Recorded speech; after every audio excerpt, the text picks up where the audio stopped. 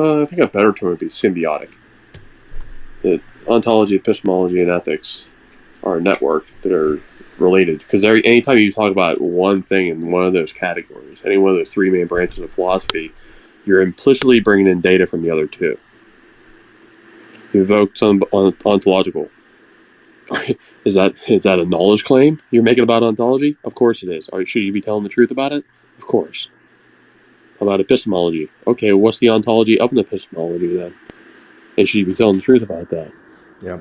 You can't. I think it was in Van Til's Apologetic, in that section where he's saying, well, he's critiquing the philosophical dogmatist position if you went naively from ontology to epistemology like Plato, or someone like David Hume would go from epistemology to ontology, the philosophical dogmatist or the philosophical Methodist. Yeah. You've always said in Van Til, you have to have them both in one stroke. Yep. Well, same with ethics. So it's a cluster of beliefs there as a package, and they're symbiotically related. You can distinguish, but they're not radically separated. Everyone thinks they're like some radical separation, and you just make the two jump from one category to the other. I go, it's not that case. Yeah. That's what I always say. It's just a distinction, but yet not a separation. Yep. I use the illustration of an apple for that. You distinguish between the attributes of an apple. They're not radically loose and disjointed. Yeah. Yeah. That's the thing. Those categories are not loose and disjointed. Those tie together, and you can just do it by asking a simple question. If he wants to talk about epistemology, like Tom Jump, I go, well, you say you don't want any ontological import. What is it? It's very nature and essence. Yeah. The thing you speak of, epistemology. I go, you're implicitly bringing in ontology there, whether you like it or not. Yep. So no one's confusing it unless someone's making if you're doing the classical ontological argument, you'll just have the concept, and then jump to ontological import. But if you're doing a worldview on a basis, you automatically have ontological import there. Now you just got to, show that, it does stand on its own capital when it fertile soil of cash out intelligibility, and no other worldview can. Everything else is going to tank out to, I couldn't believe it. It's like 3-4 atheists yesterday I was having a dialogue with, and I just asked them pertinent questions. They tanked out that which is purely formal and abstract is ultimate. I go, you're philosophically wrecked when you do that. Yep. It's one single abstract concept, or monad. Okay? And it's immaterial without a mind. That's a problem. Doesn't stand in causal relation to anything. No causal principle. You're not getting anything extended in space from it. You're not going to account for change because thing doesn't change in and of itself, so you're not accounting for change. Causation's out the window. Physicality's out the window. Yep. And you're not cashing out diversity. Just a monad. And that's what Van Til said. We're not arguing for anything formal or abstract. I go, why would Van Til say that? Well, because absolute personal, triune God. And he goes, the opponent's going to be doing that. Yeah. Yeah, especially if they're an atheist or something. And now if they're a Muslim or something like that, or a Jew or something like that, okay, then that critique doesn't hold on. But everyone else who's not a theist or monotheist is going to, they will tank to that. Something purely formal and impersonal, or like in Hinduism, or the yin and yang, karma, whatever. There's some abstract impersonal principle, which they don't know anything. They're cashing out knowledge. Yeah. So it's real easy to do that, and they tank within like first 5 minutes of questioning. Yeah. But they want to usually talk about a whole host of other things. I'm like, well, even before you do that, you're predicating that requires unity amongst diversity. How do you even cash it out first before you can even speak? Yep. Yep.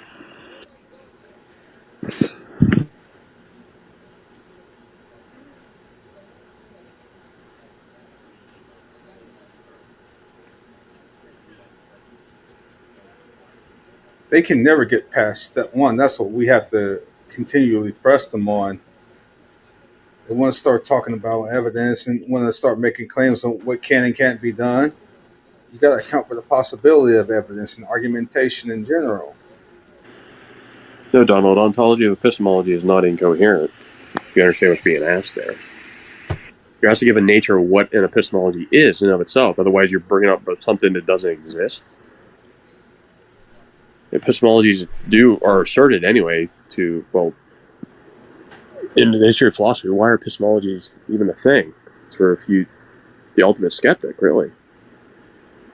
Now, how you do that sufficiently is another thing, but that's why they're even there. Why just not don't we just say everything everyone says is automatically valid?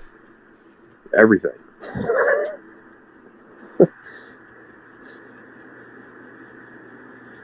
I mean, that's absurd. So that's even why epistemologies exist. They're asserted. So unless you're saying people are asserting stuff that doesn't exist, epistemology, yeah, it's purely conceptual by nature. Okay, it's not a physical thing.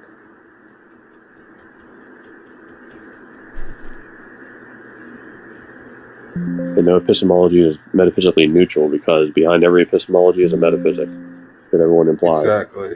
Yep. And then, the easiest illustration of that is Dr. Bonds' apple sorting machine. Clearest way of illustrating that. I love hokey analogies like that. I like that he called them hokey too. Because just the average layman can get it and go, oh, yeah, there's no way around that. Yep.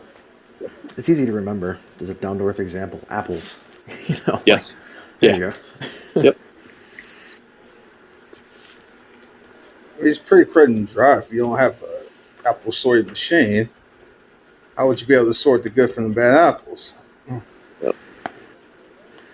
I don't remember who it was. You would even have to know what an apple is for the sorting machine itself to make sense. Yeah.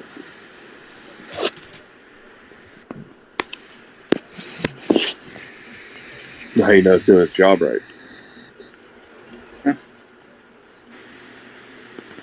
I think in Stated and Defended, his posthumous book, I think he cites Chisholm, I don't remember how you say his name. Chisholm? Yeah. Mm-hmm. Calling it the problem of criterion, and he basically concedes the point. Yeah. And then concludes that, well, if this is the case, we should acknowledge it, but it's an open begging of the question, because you have to assume one when you talk about the other. Yeah, exactly.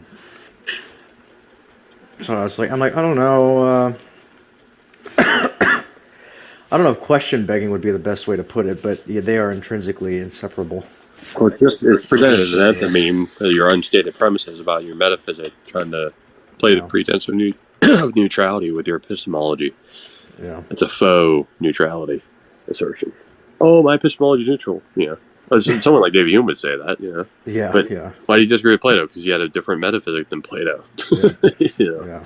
Only particulars exist. So you're going to have that surface level coherence of epistemology to one's metaphysic. David Hume being an empiricist. Only particulars exist. Plato being an idealist, intuitive epistemology, because you intuit the realm or the intuit the form. Yeah, those two are never going to hold the metaphysic of the other while holding their own epistemology. They're doing their homework completely differently. Yeah.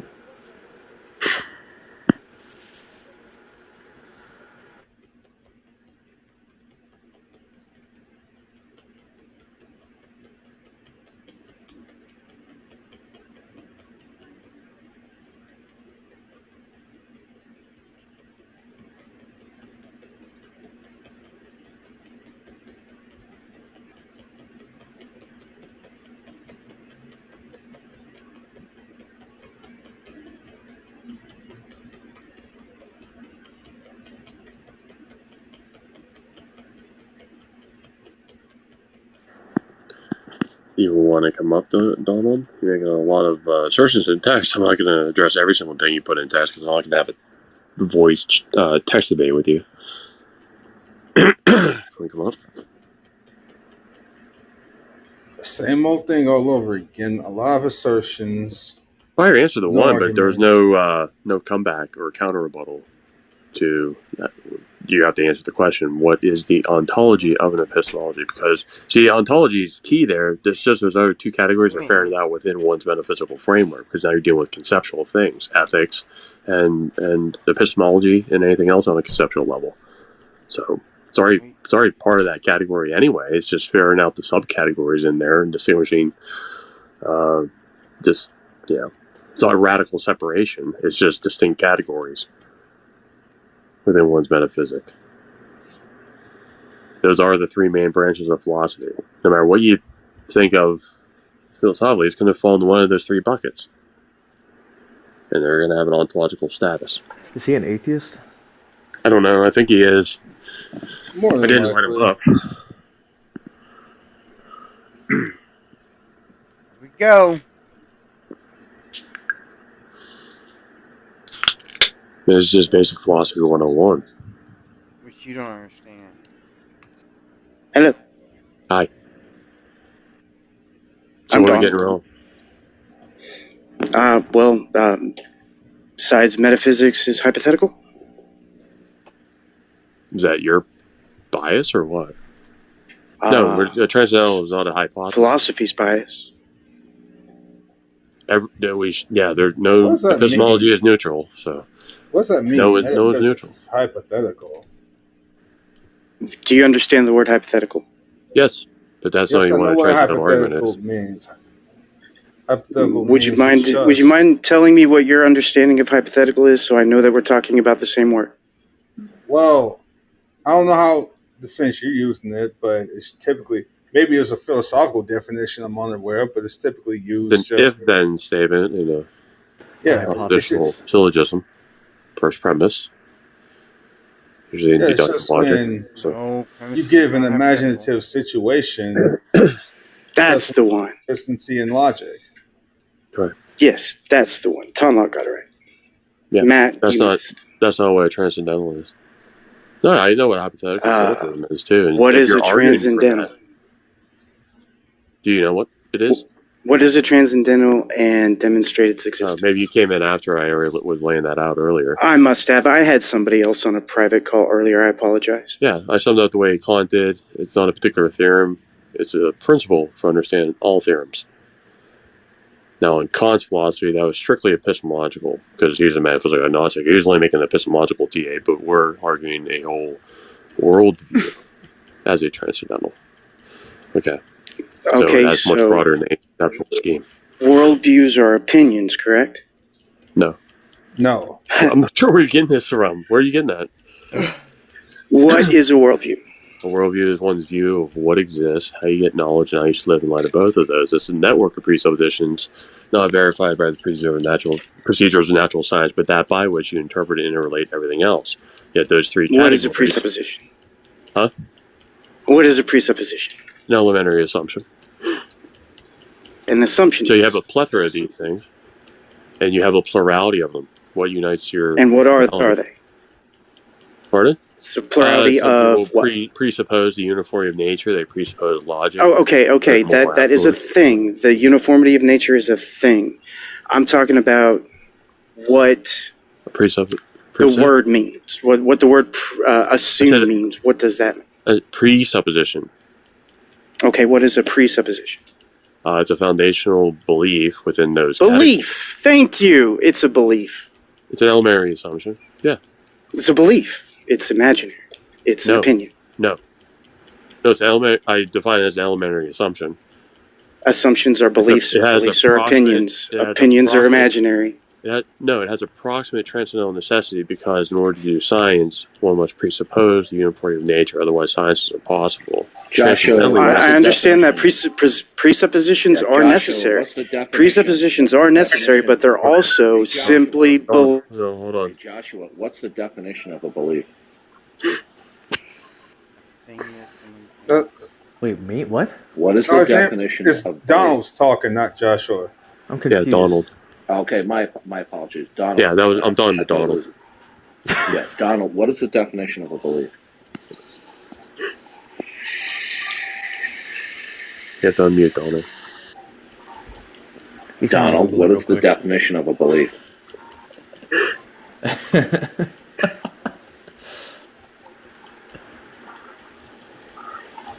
Dead Donald. silence. Donald. All right, I'll give you the answer. I'm sorry. I had myself muted. I apologize. Yeah. We're not So, gonna- we're a not gonna belief do is fast something you talking hold to here. be true. Okay, hold on. Okay, a belief is a positive attitude toward a proposition. It doesn't follow that one holds a belief that it is necessarily true or false. Agree.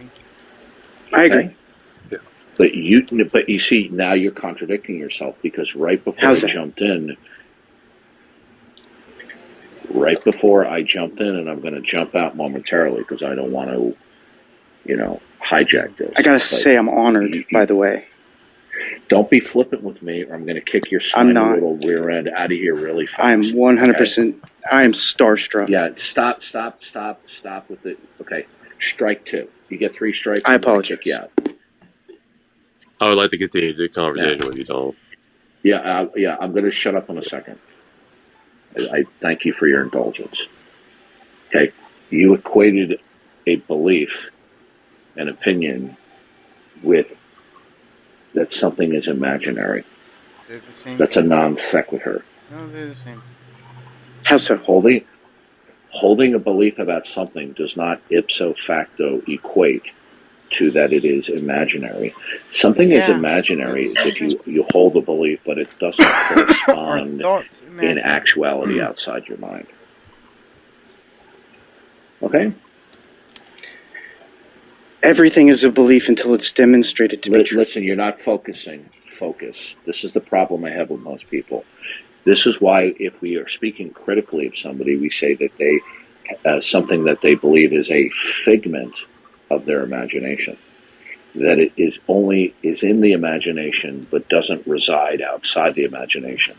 Now, a belief may or may not be imaginary, but you said a belief is therefore imaginary. That is categorically false. Are we clear? Yes, sort of. Okay, go ahead, Matt. Okay.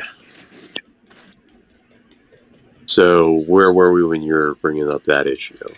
You Or were nature trying of to explain how a worldview was not an opinion. Right. Because we're dealing with philosophical categories that make up a world and life view. Metaphysics, epistemology, and ethics. Those are the 3 main branches of philosophy All opinion. that people study. There's no broader categories than that other than that which is transcendentally ultimate, because those 3, and all the things within those 3 categories, it presumes systematic unity.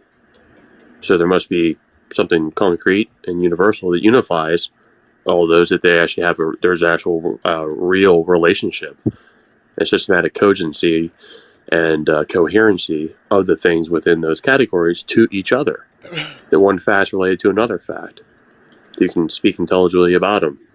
You can relate one concept to another concept, one object to another object, concept to object, object to concept. Okay, How's what that not a provides belief? for that? What's that? How's that not a belief? Actually, it's knowledge, because you're actually accounting for how you even cash out knowledge at all. The Beliefs entire are knowledge. worldview is knowledge. It has to provide for it. It shows a transcendental necessity, otherwise you can't know anything at all. It's a necessary precondition for intelligibility. That's what a transcendental would be. It's providing an actual account for intelligible experience. We're talking about an Okay. ontological world and life view. So we were talking about worldviews That's what and a worldview how was. they're more than opinions. Correct. Yes. So which part of that was not an opinion? Do you believe in objective truth? There Or is are there actual facts. subjective- Facts can be demonstrated. You believe in objective truth? Yes or no? Yes, there are facts. Facts can be demonstrated. So there is truth. Okay. So that's what we're arguing for. Okay. And showing there can only be one true conceptual scheme, one true worldview. In the end, there can that's only be where one. I disagree. There can't be a plurality of ultimate truth. Yeah, In the it'll nature be of the case, I there's never only mentioned one. ultimate. I never once mentioned ultimate. you I said- don't accept ultimate. What I meant by that is objective truth, ultimate truth. Okay, Objective. then say objective truth. It'll be I mean, like I it'll can be trade like on those saying terms all I this. want. It'll be It's the like nature of the saying case, that. well, Well, the thing is that I'm trying to keep track of definitions here because you guys conflate a lot. You said You can wait, make that hold on, claim, hold on. but You're that's gonna say the sloppy man because that needs to conflates be a lot. Then fine. Okay, Like, not Matt. I You did never not put out one specify Matt. conflation I yet. said you guys, as in. Hold on, I mean, I don't know how many of you are No. young earthers. No. You're not even thinking analytically here, or at least Okay. precise. You just make the charge. I go, well, you better back up that claim. I made no such conflation, nor did you charge us with it until just now. All right. Well, you conflated ultimate with objective, so there's that. No. What I mean ultimate would be what is transcendental. And that's the way I laid it out earlier. Which does not mean It's not a objective. particular And then when I asked you what an ultimate was, it's you a said I principle. meant objective. It's a- That is necessarily a conflict. Here's how they relate. So you can think sequentially. When I laid out what the definition of what a transcendental was, that is in the category of which is ultimate, because there's no going beyond it. And I said the way Kant laid it out, which I agree with him, it's not a particular theorem. It's a principle for understanding all theorems. There's no broader in scope than that. So once you get transcendental ultimacy, okay, the transcendental is ultimate and it's objective. So I can use all three of those terms. That's the nature of what a transcendental is. But can you take a theorem by itself? Just a theorem by itself? No. For I understand, You can't take just a squared plus b squared equals c squared. You can't take that all on its own. you're arguing proximate, not ultimate. You want to make that Proximate. ultimate? What is that Ultimate. proximate would be your immediate starting point. Ultimately, it would be Immediate starting point. round of all being. Yeah, like immediate. Your proximate starting point would be your sense experience, but there's antecedents that are required for that to even be intelligible. Yeah. Yes, here's a simple example would be like we, The eye, nerve, brain. yeah, You know what a prerequisite is, or, right? or we come from our parents, but ultimately we come from something that's beyond them. Our parents come will be from proximate, chemistry. and then yeah, Some things are more broader in scope or more narrow in scope. You brought up a narrow in scope thing. It said, well, it's just proximate. It's very narrow. Now we're going more systematically broad in scope. The broadest of the Okay. broad. We can go no further. Broadest of the broad, and that's what you call ultimate or objective. Which is the broadest of the broad? Is that the ultimate or the objective? Transcendental. Got to get that in Okay. your head. But the nature of a So transcendental. how does objective and ultimate relate to transcendental? No, that's what a nature of a transcendental is. Objective And ultimate and ultimate. is transcendental. Correct.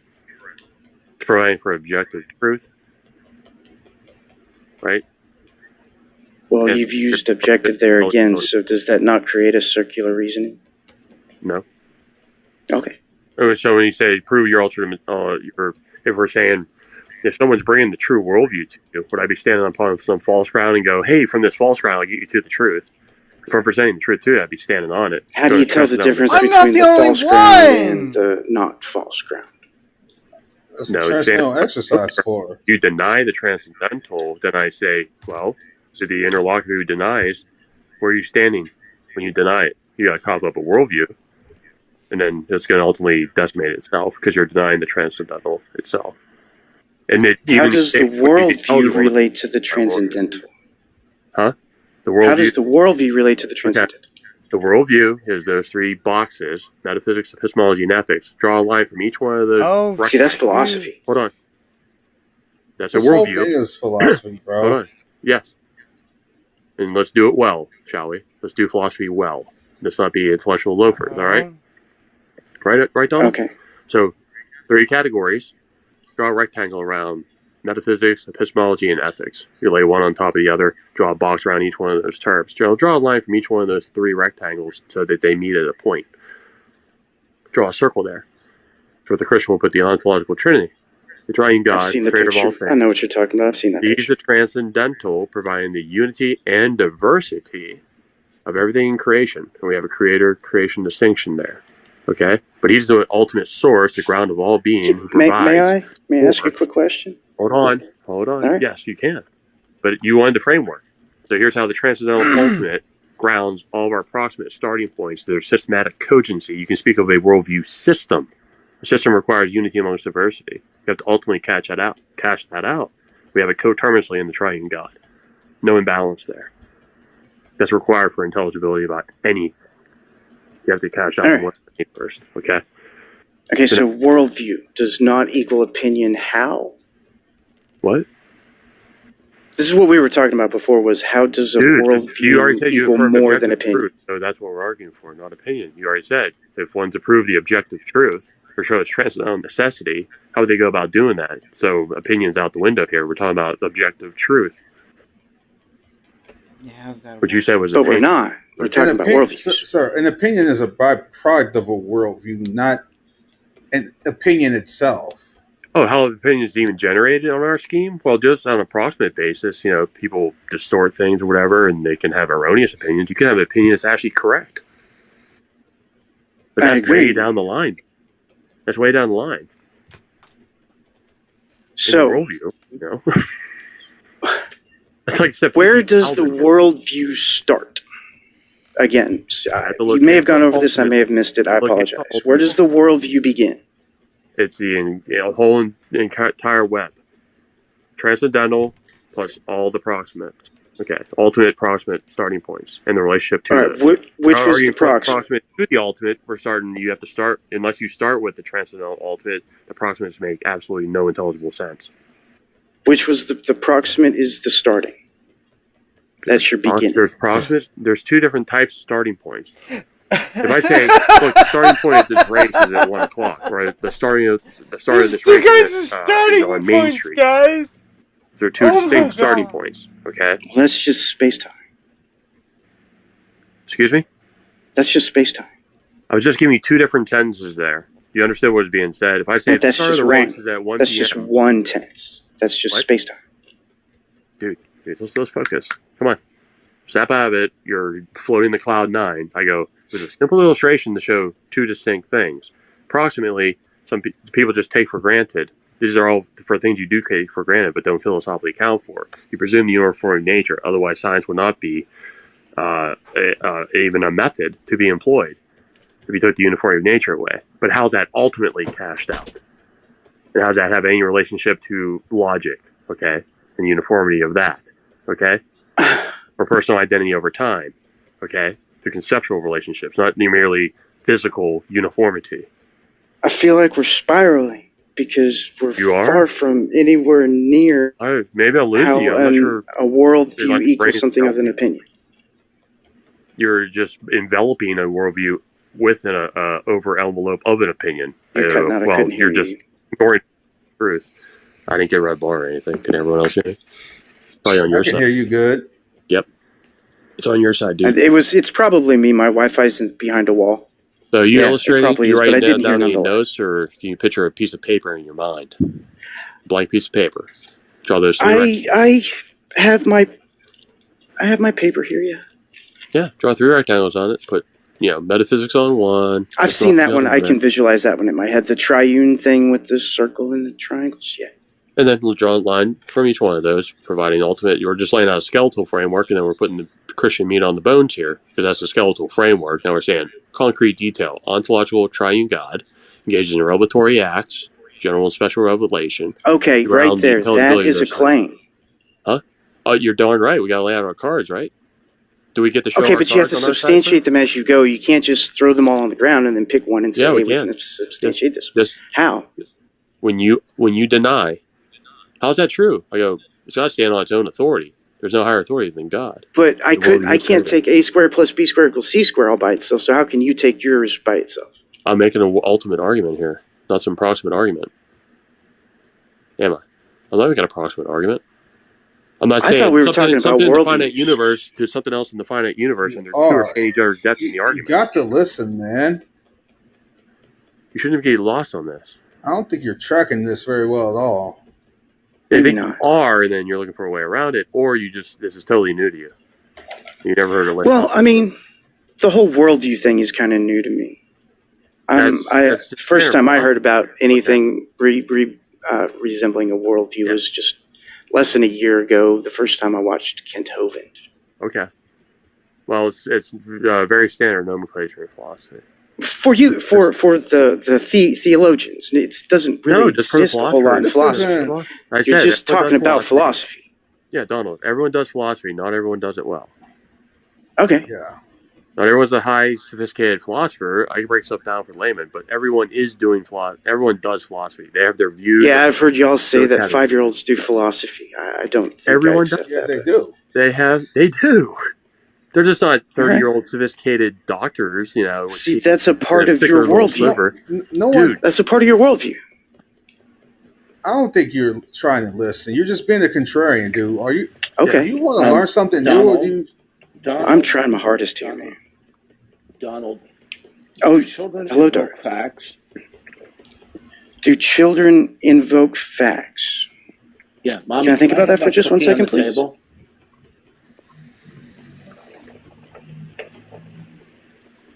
Go ahead. I'm sorry.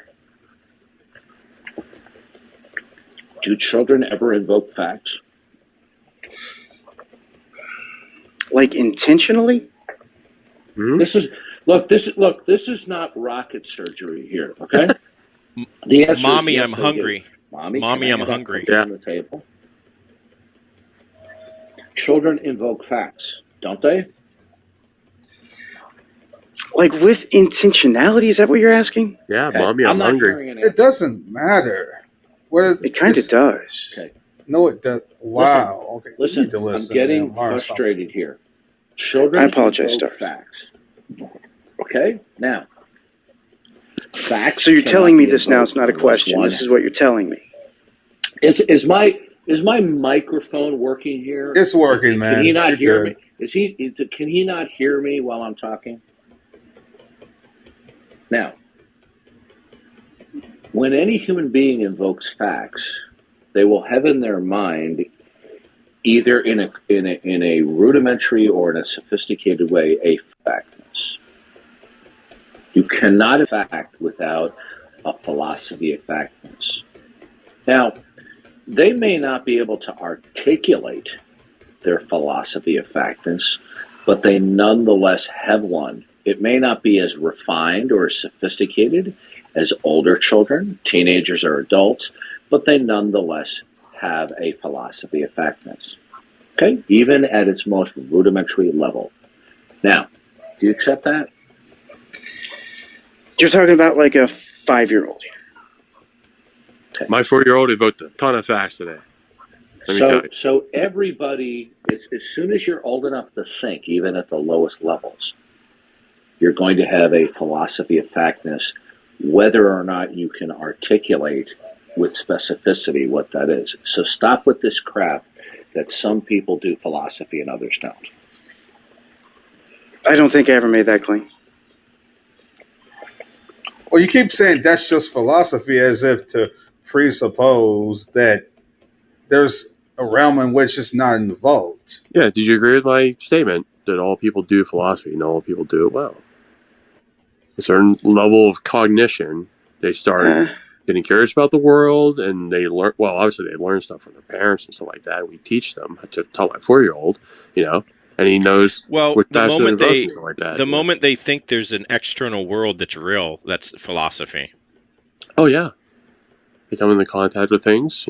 Mind's curious. So, and then people start learning the relationship, or to kids at a very rudimentary level start learning the impact of touching objects and things like that, which allows us not to touch, things like that. Yeah.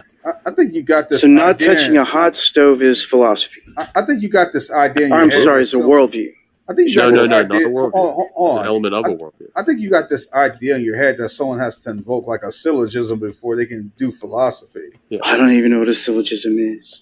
Well, If check that out, this, man. then that. No, premise, All right. conclusion. Yeah, Argument. yeah. Yeah, premise. Well, I mean, I know the word conclusion. syllogism, and I know the definition of syllogism, and I don't know how to construct one. I don't know It's all this because there's like all these rules. Informal logic is a way of formal argumentation. Okay, that's all you need to know. But All just right, so simple worldview things. being more than opinions. So whenever you construct this belief in your brain that you use to see the world around you in this worldview, Remember, only one's the truth. All would then, in opposing that, be opinion, vain abstractions. But their intelligibility they're invoking to even articulate their false worldviews, which are mere opinion, mere speculation, as 2 Corinthians 10:5 says, in contrast to all the right, well, truth. the truth of the thing of the worldview is less important right now than establishing that a worldview is more than simply opinion. Right, but you said you believe in objective truth. There are facts. Facts can be demonstrated. Yes. What's your philosophy of fact? What makes a fact a fact? Generally, measurement. We As a can't go general directly rule, not to always. facts, because we have different What? philosophy of what a fact is. Is it a fact that measurement exists? Measurements are abstract, but Yes. they can be used to make calculations. Calculations describe reality. Good. How is that what's abstract have any correlation to the physical world? It describes it.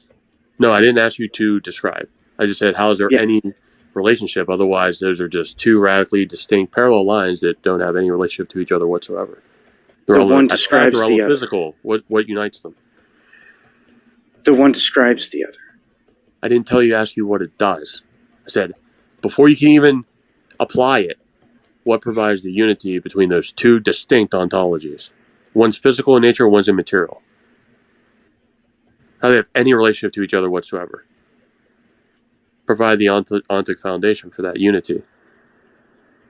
Otherwise, that sound of fury really signify nothing. You're not accounting for that operational feature. You just described the operational feature. I didn't ask you to describe what the operational feature does. I said, account for it.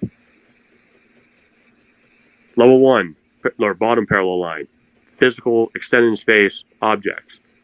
Level 2, above, parallel line above, abstract, immaterial.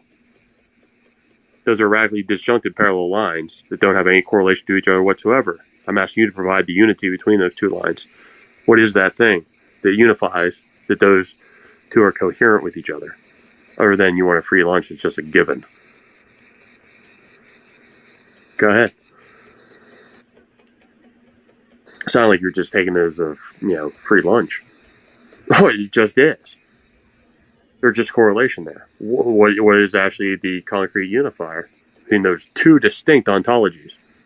Otherwise, it's just two separate things that are radically disjointed and disassociated from each other whatsoever. I mean, you just presume those are systematically related? On what basis?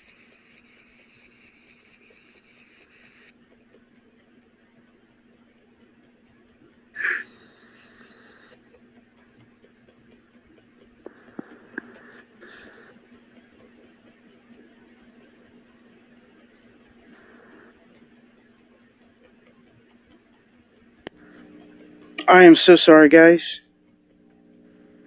Hello? Can you hear me? I can hear you. I'm so sorry. My phone crashed. Okay. When? You had just said something about the immaterial, and I think when I responded, I don't accept the immaterial, you didn't hear me. So measurement in and of itself, you said it's abstract. Is abstract physical? Yeah. Abstract is physical, yes. No, sir. Like, sir. Is it related to a brain state? Sir, the number 7 is abstract. Abstract. Yes. How much does it weigh? What color? Whatever the electrons in your brain that form the numbers, the memory of the number 7. Hold on. That's what it weighs. That's not the Whoa. number 7, sir. That's not. Dude, if you No, have there is 7, no number 7. There is no number 7. What? no, There that's is a no number claim. 7. It's imaginary. What? That's That's a what claim. abstract means. That's a claim. Well, that's what abstract means. You said it's physical. No, abstract doesn't Yeah. mean Is imaginary imaginary, physical? sir. That's not what abstract means at all. Is it Okay, what delusion? does abstract mean? Is it illusion? What does abstract mean? Immaterial, not extended in Yeah. space. Abstract that's does not all. mean immaterial. Yes. Immaterial means I mean, immaterial. you're the Abstract physical means The fact that it's imagination. not. Dude, you're not using these words in a philosophically coherent way at all. That's not how it's used in the field. Would you whatsoever. agree with Descartes that something physical is extended in space? Something immaterial would not be extended in space. Now you're saying I you don't- reject any immaterial thing. I don't accept immaterial, no. Can you show us anywhere in the field of philosophy where abstract is used to mean the same as imaginary? Math. Okay, you're gonna break down the number 7. I didn't actually make a claim. I asked you to show us anywhere in the field where it's used that way, sir. Thought that's what It I sounds like did. his own personal. Math opinion. is abstract. Math is imaginary. Because you just have your own proprietary Donald. ideas. You're Yes, not sir. even. Donald, Yes, sir. does humanity exist on planet Earth? There are biological creatures on planet Earth. Humanity is an abstract set of those biological creatures. Listen to me. Donald, Does a set exist? you are very problematic and difficult to talk to. Okay? Now, My I asked you a very apologies. simple question. It's not a trick question. Does humanity reside on planet Earth? Yes, an abstract set of biological Okay, beings called stop. humanity Stop exists right on there. Earth. Hold on a second. No, sir. Listen, I am amazed at the patience they're having with you because you would have been gone a long time ago with me. Now, so the answer is yes. Humanity resides on Earth.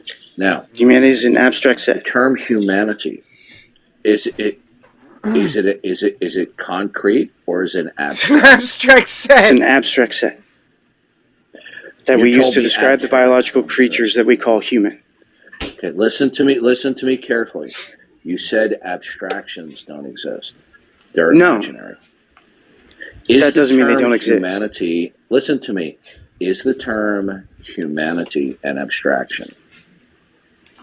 The set is an abstraction. Okay, Donald, don't piss me off because then I'll kick you out of the room and they won't be able to continue with you. You're an incredibly evasive, I'm okay with that. deceptive person. Being extremely Okay. straightforward. Now, is humanity a term that is something that is a concrete thing, one, or an abstract one? It's abstract. The term humanity describes an abstract set of not one. Okay, Donald, is it an abstract one? Yes, the set is abstract. I don't know about the one. Okay, There you seems to be said- more than one you person said- in humanity.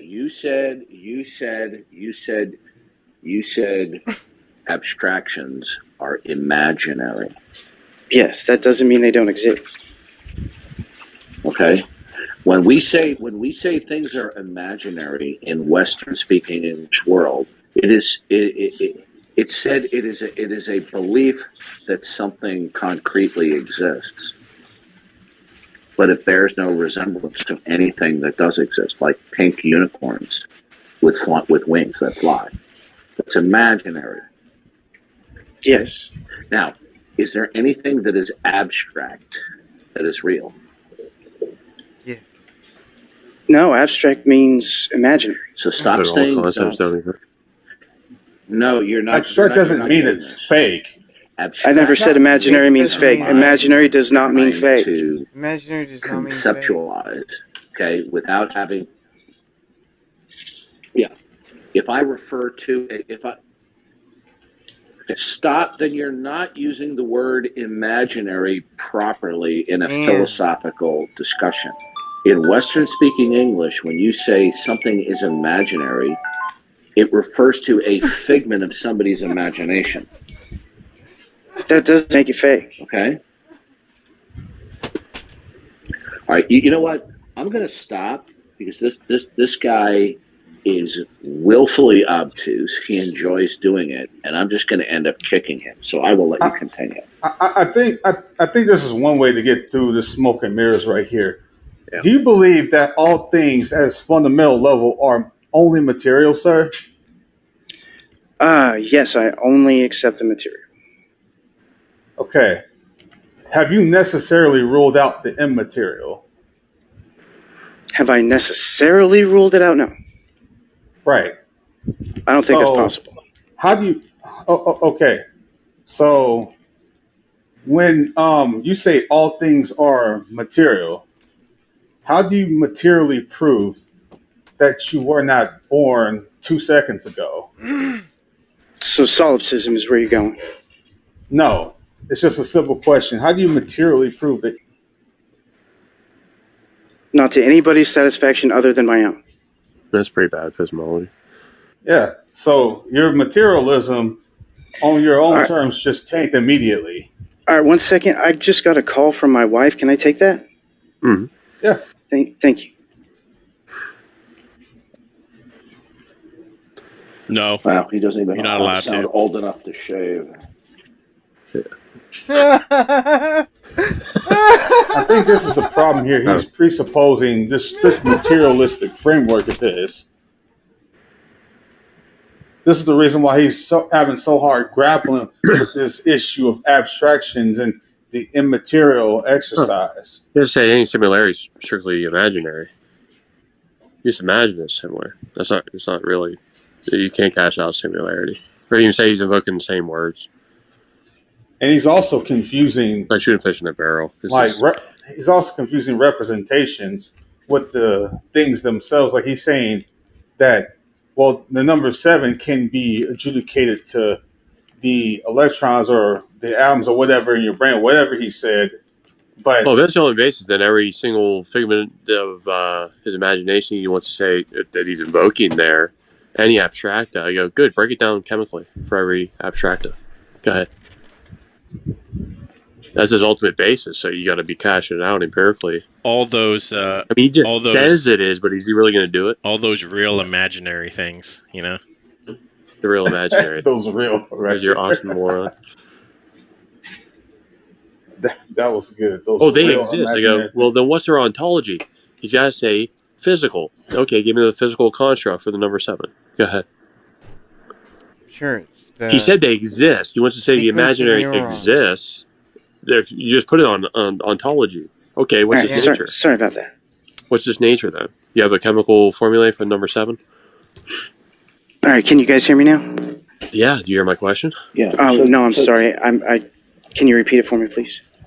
Give me the chemical formula, since that's Yeah. level 1, and everything's based upon all the imaginary abstracta that Yeah. needs to be broken down to its chemical constructs. Then What does you should that do that mean? for the number 7, please. Yeah, so precisely Well, so. I mean, it's nerves and materially, electrons. Break it down. It's nerves, electrons, biochemistry.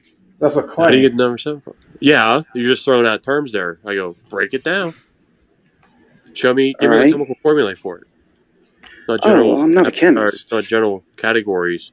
I mean, So this you is generally apparently- accepted by medicine. It's Even generally those accepted by categories you just No, wrote, those are imaginary that's patently too, right? false. It's not generally accepted at all in either science or philosophy that the number 7 or any numbers are material. That's not generally accepted at all. That's That's not what I false. said. They're abstract, but abstractions are material inside your mind. No, you just said that these things are generally accepted. That's just patently false, what you just said, sir. Nerves and electrons in biochemistry run the brain and the mind. That's your Yes, level that's 1. generally How accepted. you get level No, 2? no. That's different Imaginary from, sir. abstracta. That's different from the claim you just made that No, things that's like the claim I numbers are accepted as material. No, they're made. I not. never made that Are claim. they related to brain states? Nope. Okay. No. Yes. The number 7 is contingent upon your brain. The number 7 that I imagine inside my mind is contingent on my brain. Is it the Yes. same I have in my mind? How we don't have the same brain. Your number 7 is completely different from my number 7, but they Does it- mean the same thing. What? Does How? it- Whoa! See, hold on. Well, see, here you just stepped in it. Same. Where'd you get that? They from? mean the same thing.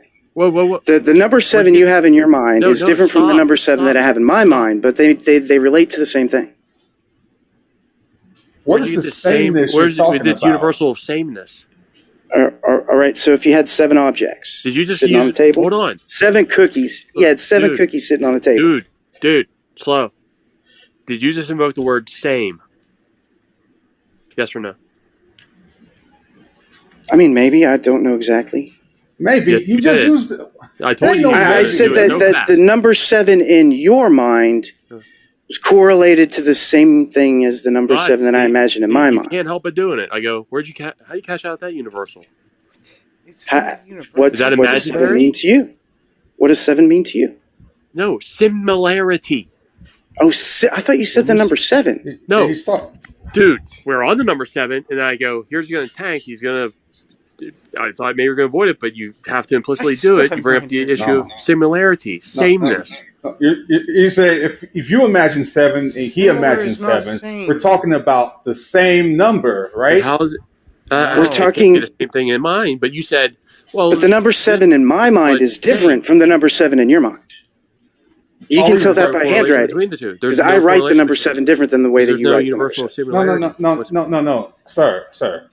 It Fuck doesn't yeah. matter if penmanship wise I write the number 7 different than you or Matt. Are we all talking about the same number? Same concept of the The number number 7. 7 in my mind is different from the number 7 in your mind. if it's We're not talking about if the it's same thing, different, are we? then how? Number one, how do you even know it's the number Meaning. 7 if it's different? It's called communication. Huh? I ask you, what does No, the we number didn't. 7 mean to you? No, sir. We didn't say it's different. You said it's different. Yeah, because I'm arguing my side. You're arguing your Chemicals are side. different. So what chemical formulae bases it off there? We are thinking about it. You can't even say it's the same concept.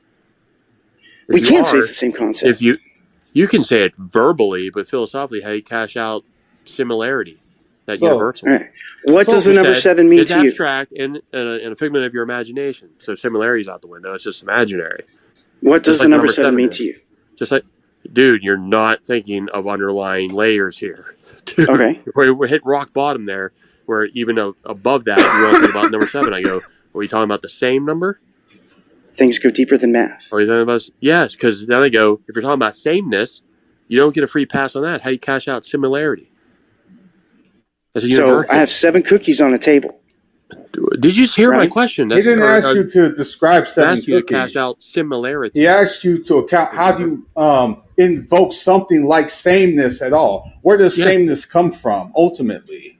So you're on the other side of the counter. I'm on this side of the counter. There's 7 cookies in between.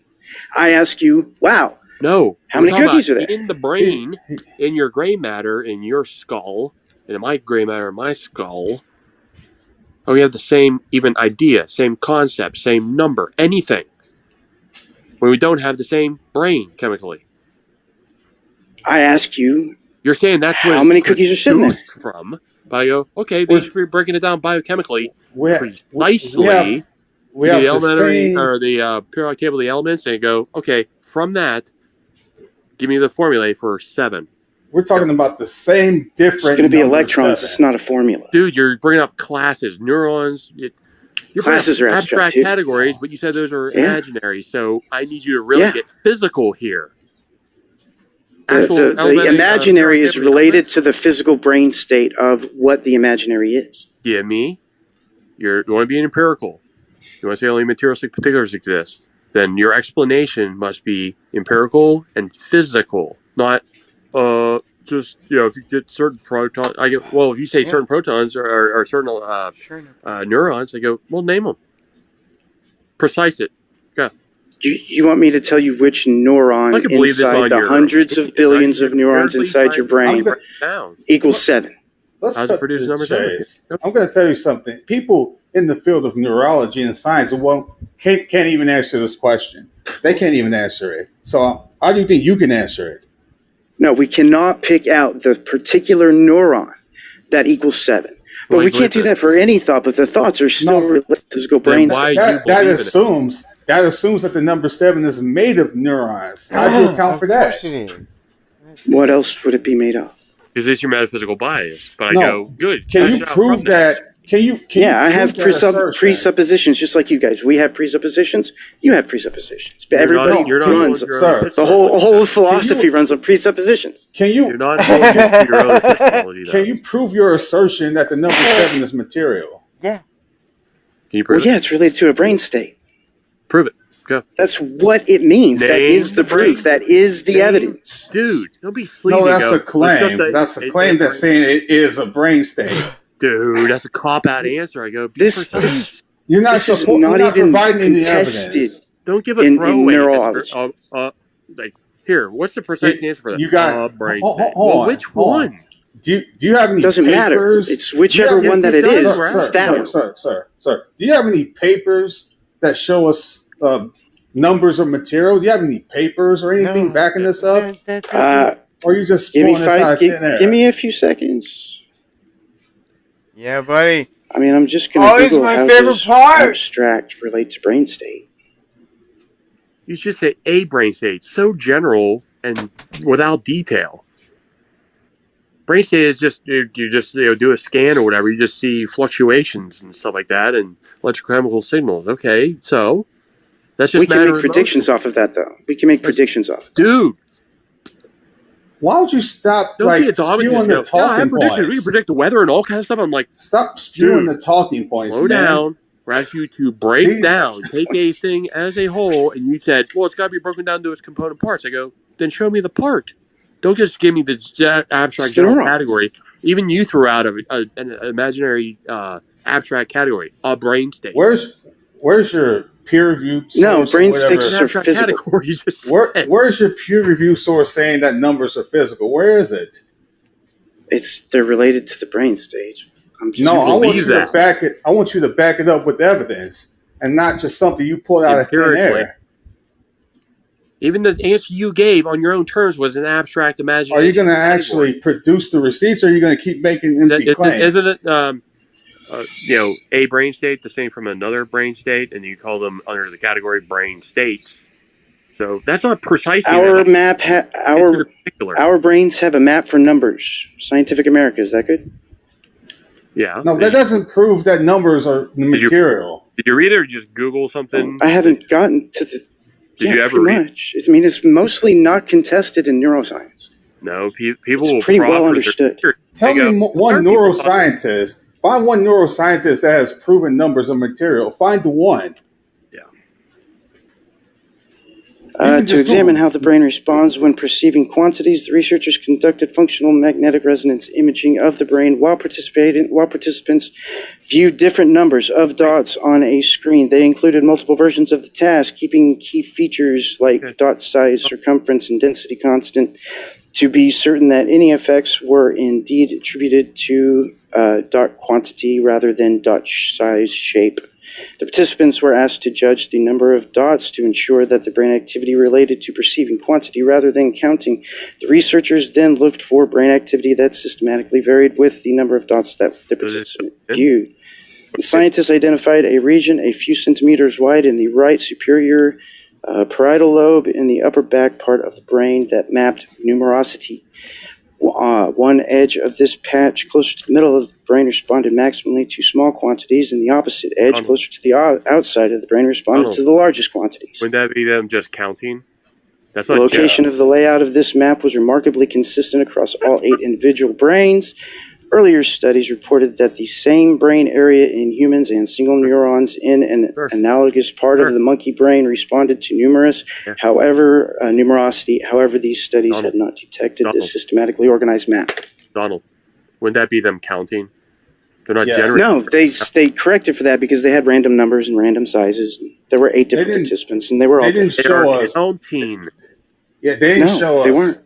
Nowhere in there does it show that numbers are physical. Nowhere. Presented with the. They were. with the It object, showed that they were number of related to the objects. brain state, just like I said I would do. I did that. The objects aren't giving them the number. You They're see- counting the number of objects. Okay, and it They were started given from the some object. one side of the brain, and it moved to the other side of the So brain, and the a number that they brain- counted All got you are higher. seeing And are So a brain state is not a number. A brain state is not a letter. yes, it is. No. Yeah. Okay. I just read you the. Where study. does it say that? Where does it say that a brain state is a number in that article? Let's see here. The location and layout of this map was remarkably consistent. No, sorry, not far back. They present images of a plurality of things, and they are counting. And then you're seeing the The brain. reality is not reality, is what you're saying. You asked for a peer-reviewed paper. I gave you a peer-reviewed paper, and now you're asking for more. I mean, No, the peer-reviewed paper no, said you that didn't. the brain state was related to the number. You think that explains it? No, I never said it explained it. I said that Well, it was look what you- physical. Look at what you just Donald. did. You jumped out of your own boat. You said related to. That doesn't mean that it is a number. You just said related to. The brain doesn't state mean that it equals is the a number. number. The number equals the brain state. There's no Donald, difference. That's We equivalent. can pull up writings by people who believe Where- this. Okay, Sorry. then why did you ask for it? If you weren't going to accept it, why'd hold you on, ask for it? Stop. It doesn't Yes, say you did that. when it proves it. It does say precisely that. It doesn't say the brain state is the numbers. It literally It's doesn't the say small that. numbers were on one side, the big numbers were on the other side of that part of the brain. There were middle numbers in between. The numbers were related to the state of the brain. Where do they see the number? Do you want me to read it Yeah. again? Where? You Yeah, said where- the physical, or you just where do they saying, see the well, number? there's the brain lighting up They over had here, and then lit up dots. over There here. were dots, different sizes, different groupings, random numbers They were of counting- dots that they looked at during Were they the MRI. Were they counting? They were already They were staring at the same number of dots during the They were entire already- They were MRI. obviously They counting were already the dots. presupposing number. They were We're counting dots. presupposing They were- math. Math is a No, math is imaginary. Here's an issue. on your view, you just have the physical brain. You would Yeah. equate that with mind, right? They're synonymous, right? They're equivalent. Okay. Is it a blank slate, a tabula rasa? When you're conceived, whenever the brain starts to form, yeah, I that just would want be to a make sure tabula that rasa. you don't believe there's any innate ideas, right? On your I don't believe in a soul, no. I just said there's no innate ideas in the brain, right? Where would that come from if there were innate ideas in the brain? No, at I'm just birth? saying. I just want to make sure you believe it's empty. It's an empty shell, right? I don't know about empty, but I What do mean, you you think? have experiences in the womb. We know this because they suck their toes, they suck their three thumbs. They do dichotomies. that when they're There are outside the either womb too. innate ideas or there are not Yeah. innate ideas. I don't know what innate means. Is that like when you're Immediately- born? Yes. You have them Oh. right from the very get-go. No, Mine's I not don't believe in tabula rasa, innate blank slate. ideas. So from a blank slate, a tabula rasa brain, okay, there's as far as it's doesn't have any ideas. So passively takes in sense. You just have sense perception, just matter clanging around. Doesn't contain any propositions, no numbers. There's no numbers in the matter in motion. Well, there's at least 20. In the external to the brain, you believe there's an Yeah, external in objective the reality. womb, you got 20 fingers and toes. That's 20 things. That's a number. Dude, You're jumping down the road. You're Hold jumping on. ahead. I'm just trying to lead you through something. I wanted your starting point because I didn't think you're an idealist. You don't believe there are innate ideas. Definitely You not want an to hold to the idealist. British empiricists to believe the mind was a blank slate, a tabula rasa. Okay, there's no innate cognitive background capacity regarding any ideas or relationship to any ideas, nor even a single idea. You believe that's derived. Here's a question for you: via external stimuli of just matter emotion engaging with the matter emotion sense organ. Neither one. Chemistry not have propositions. There's a proposition in an apple. Well, In the yeah, there's physicality of seeds. an apple? Isn't that a proposition that that seed will either grow or it will not grow? Isn't that a proposition? No, there's a proposition in your mind. That's what he about the said. apple. You are asserting in your mind No. about the apple. apple. It's not. In It's itself, not. in It's itself, not literally in in the apple, itself, sir. Donald. In and of itself. The seed is not in and So of itself. without matter, you, physical so wi- matter, displacing time, so space. so without and there's- any minds, Is there a proposition in there? without any minds at all, there's a proposition in the apple. I mean, you guys are calling it that. I'm not. I'm asking you the question. That's what you guys are calling I'm it. No, it's asking a you. question. We're not calling Either the nothing seed will anything. grow or We're not calling will the nothing seed anything. We're either asking you grow or will it questions. not grow? I asked you a straightforward question. If there were no minds at all, would there be a proposition in that apple, sir? If that means, if what you mean by that is, will the seed grow or not grow, then yes. Dude, Yes, That's there not is. what I asked you. I ain't asked you Twist the about question. the physiological features Down the of how it grows or doesn't. I asked you if there was no minds, period, would there be a proposition within the apple? Would the seeds grow or would the seeds Do you not? believe there's a proposition? Why do you within keep both changing of my us? question on purpose? Donald, You're just Hold not on. even your interacting eyeball. with us at this point. Last Well, proposition. that was the answer. Donald. That was a response to something I did not ask you though. Donald. You gave a response to something I didn't ask. So can you repeat my question back to me again? Without minds, would there be a proposition in an apple? Yes, answer that specific question. I said yes, if by proposition you mean will the seed grow or not grow. No, You're no, making no, a no, no, statement. no, no. There's a statement in the apple. Proposition in a statement, yeah. Proposition I mean, is a statement. You're saying there's a statement in the apple? Is the seed going to grow or is the seed not going to grow? You are. It's the statement in the apple or it's the statement, a product of a person making it. Which one? There is an abstract in my mind, You will didn't the thing grow or answer not? my And then there question. is The mind's a tabula rasa. proposition You didn't answer my in the question. seed, or Remember, Donald. whether or not Donald, it'll grow. Donald. You didn't Donald. answer my question. Hold on. I Donald, said- hold on. Get him All reset. right. All right. Didn't I lay out my illustration? Yeah. There's no content in the brain, conceptually. On Well, your I mean, tabula as rasa I- view, I went with your starting point and said, all right, how physically possible is it from where you have the external to the physical brain, photons hitting your eyeball, sound waves hitting your eardrum, matter in motion, in and of itself is strictly extended in space, doesn't contain any doesn't contain a proposition.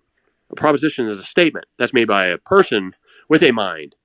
I can disagree with that concept. So, and I can demonstrate. We're going apart from the brain, apart from the mind, which say are synonymous. There are no innate ideas.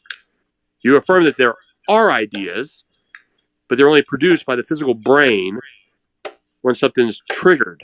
And you say, oh, then I call idea. Now we have at least one in here, where before we had a tabula rasa. So, in sequence, this biochemical construct is just passively receiving onto itself external physical stimuli. It's just matter clanging around, matter in motion. In and of itself, the matter in motion does not contain any propositions. I can disagree. It's matter in motion. It's not just matter in motion. It has a proposition. Not what you can talk about it. We're at, before any speech, I'm just wondering how you get the first idea here. But this other guy was asking about before brains with no brains. So which are we talking about? the same question in a different way. Guys heard mine. Yeah, it's conflation. Conflating brains and no brains. Donald. I didn't have the correct tone, Loke, but he gave you a squirrel and you chased it. You just dodged what I brought up to you initially. I apologize, Matt. Let's go with you again. He knows you weren't focused on what I was bringing up to you. He kind of steered you to a semi-related rabbit trail, but I didn't want to go there yet. All right. That's why I was like, hold on. I laid out this first thing to you. I was laying out for a reason. Made you lay out all those affirmations. So I want to know if you really believe that. And now we're looking for consistency here. Because I wanted you, I'm going to put on my empirical hat before I believe this garbage. I want you to empirically base it here. And I want to believe it empirically. So you break it down for me. External to the physical brain, you just have the photon emanating from another physical element or object, the sun. Okay. For example, immediately after a while of traveling, 8 minutes, hits your lens of your eyeball. Hits your lens, your cornea, retina. Okay, that's more matter in motion. In the photon traveling, there's no proposition in the photon. There's no proposition in the sun. There's no proposition in your physical lens. Okay, there is though. No, there's just matter in motion clanging into each other. But there are propositions all up and down that chain. I'm not asking, am I making propositions or true statements here? Because I have a mind. I can articulate abstract ideas. But I'm saying, divorce from ideas. Remember, you don't even have one idea yet in the brain. So there's photons inside the womb. Back to my illustration. All you have is just biomechanical or just chemical matter in motion. Things that stand in space climb to other things in space, or in time and space. In and of itself does not contain an idea. I disagree. Do you know what in and of itself means? You believe an atom has without anything else, not related to anything else. Are you a panpsychist? No. No. So you believe that every physical thing has some level of consciousness? No, I don't. Then they don't have ideas or propositions unless you're a panpsychist. A proposition is not an idea. Unless you're it's not? What is it? It's not simply an idea. I apologize. It's not simply an idea. What's a breakdown of proposition then? Proposition is, will this thing happen or that? There is an abstract idea of the proposition, and then there is the physical, will the thing happen or not? Break that. What's your definition of a proposition? Will this thing or that happen? That's a statement, sir. No. Will this happen? Yes, no. Will that happen? Yes, no. That's a proposition. What's the definition of a proposition? What's its ontology? What's its ontology? What's its nature and its essence? The thing in and of itself. What's a proposition? I guess I don't know the exact definition of a proposition. Would you please tell me? It's a statement. A proposition is only a statement. It can't be anything other than a statement. I asked you, you tell me what you believe ontologically regarding its nature and essence in and of itself. What's its essence? Of the essence of... It's non-physical by definition. Essence, like I see this stuff, essence of oil of essence. That's a physical thing. That's essence. It's that's nature. Okay, nature's physical.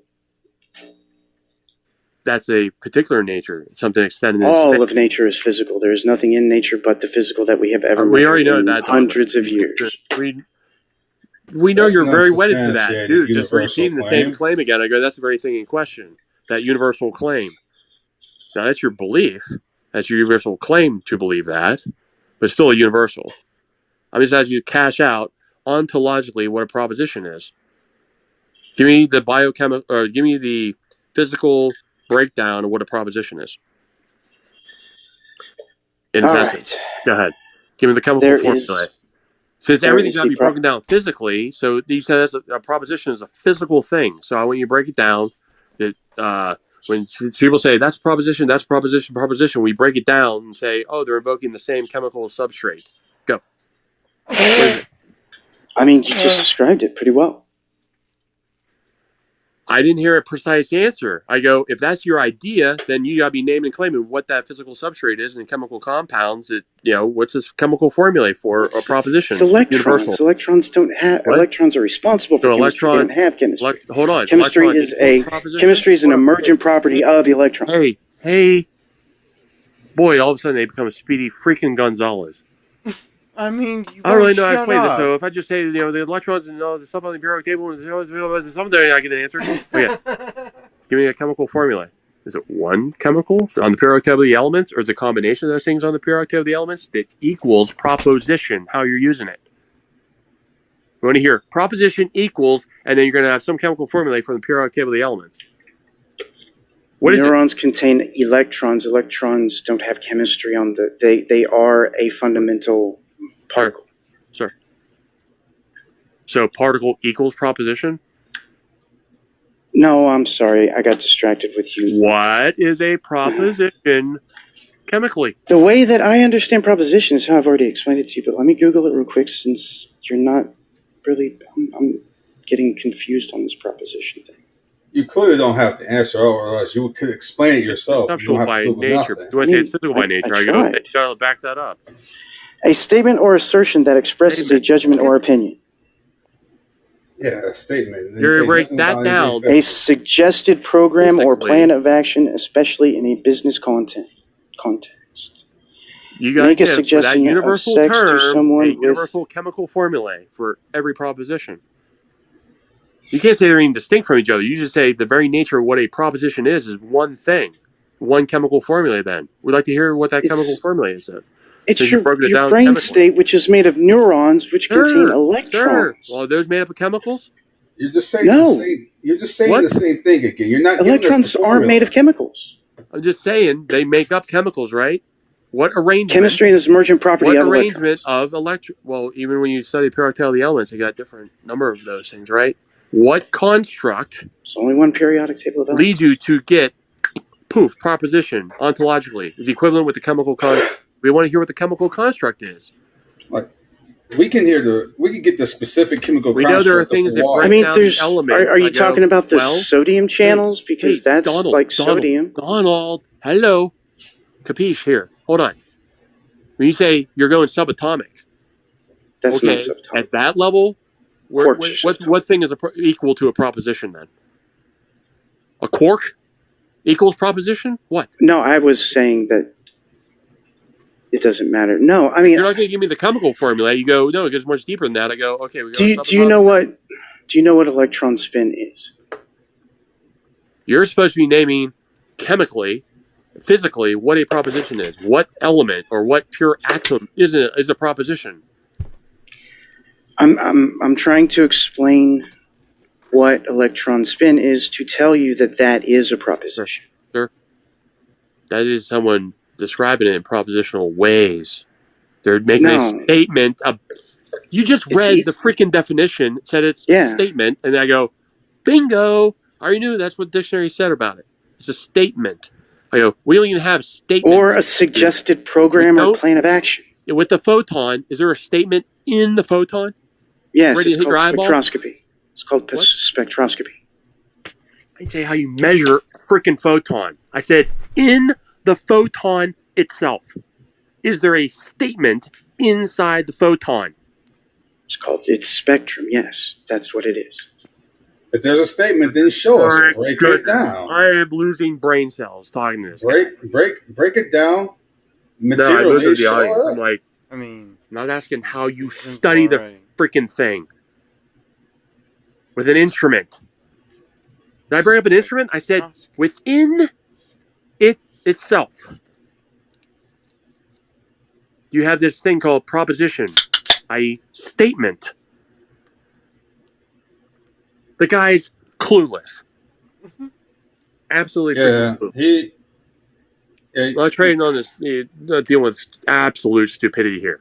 You know, just being asked him, and he's like, but we measure these things. Like, I'm not asking how you measure the freaking thing with a spectrometer, with a particular instrument. I just said ontologically, in and of itself, apart from any instruments.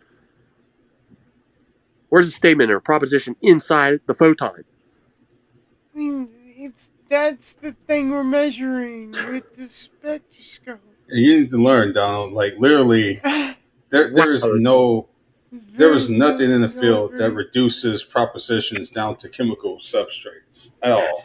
Man, because when you're questioned on it, then it's like, I know he knows precisely what I'm asking him, and then it's completely jumping ship and going, well, I'll just peel the instruments we use. I go, I wasn't. It's a usual dodging game. Yeah, They jumped in their cloud nine. He knows exactly what you're asking, and then he'll purposefully know what construe another spectrometer question. does. Okay, He knows exactly what you're asking, and he'll purposefully construe another question. he's been doing it. And I'm just like, drop the slimy, stupid tactics, guys. You kids.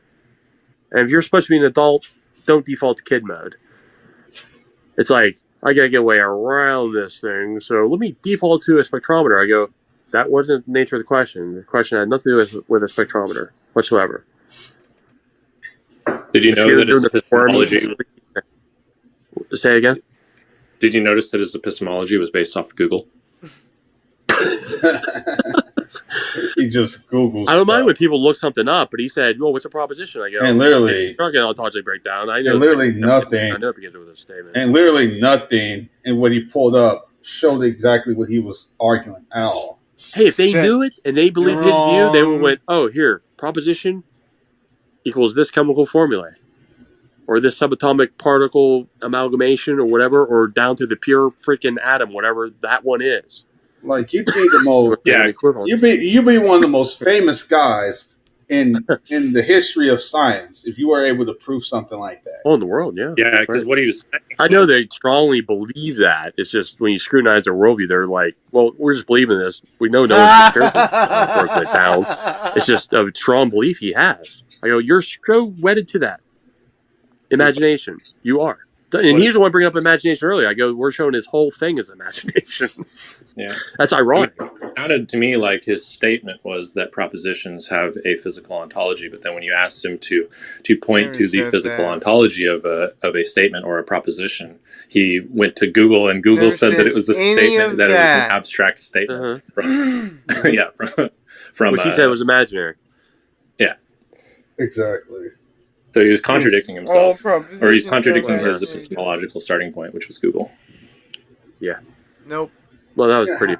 How is it imaginary yet material at the same time? If it's material by necessity, it wouldn't be imaginary.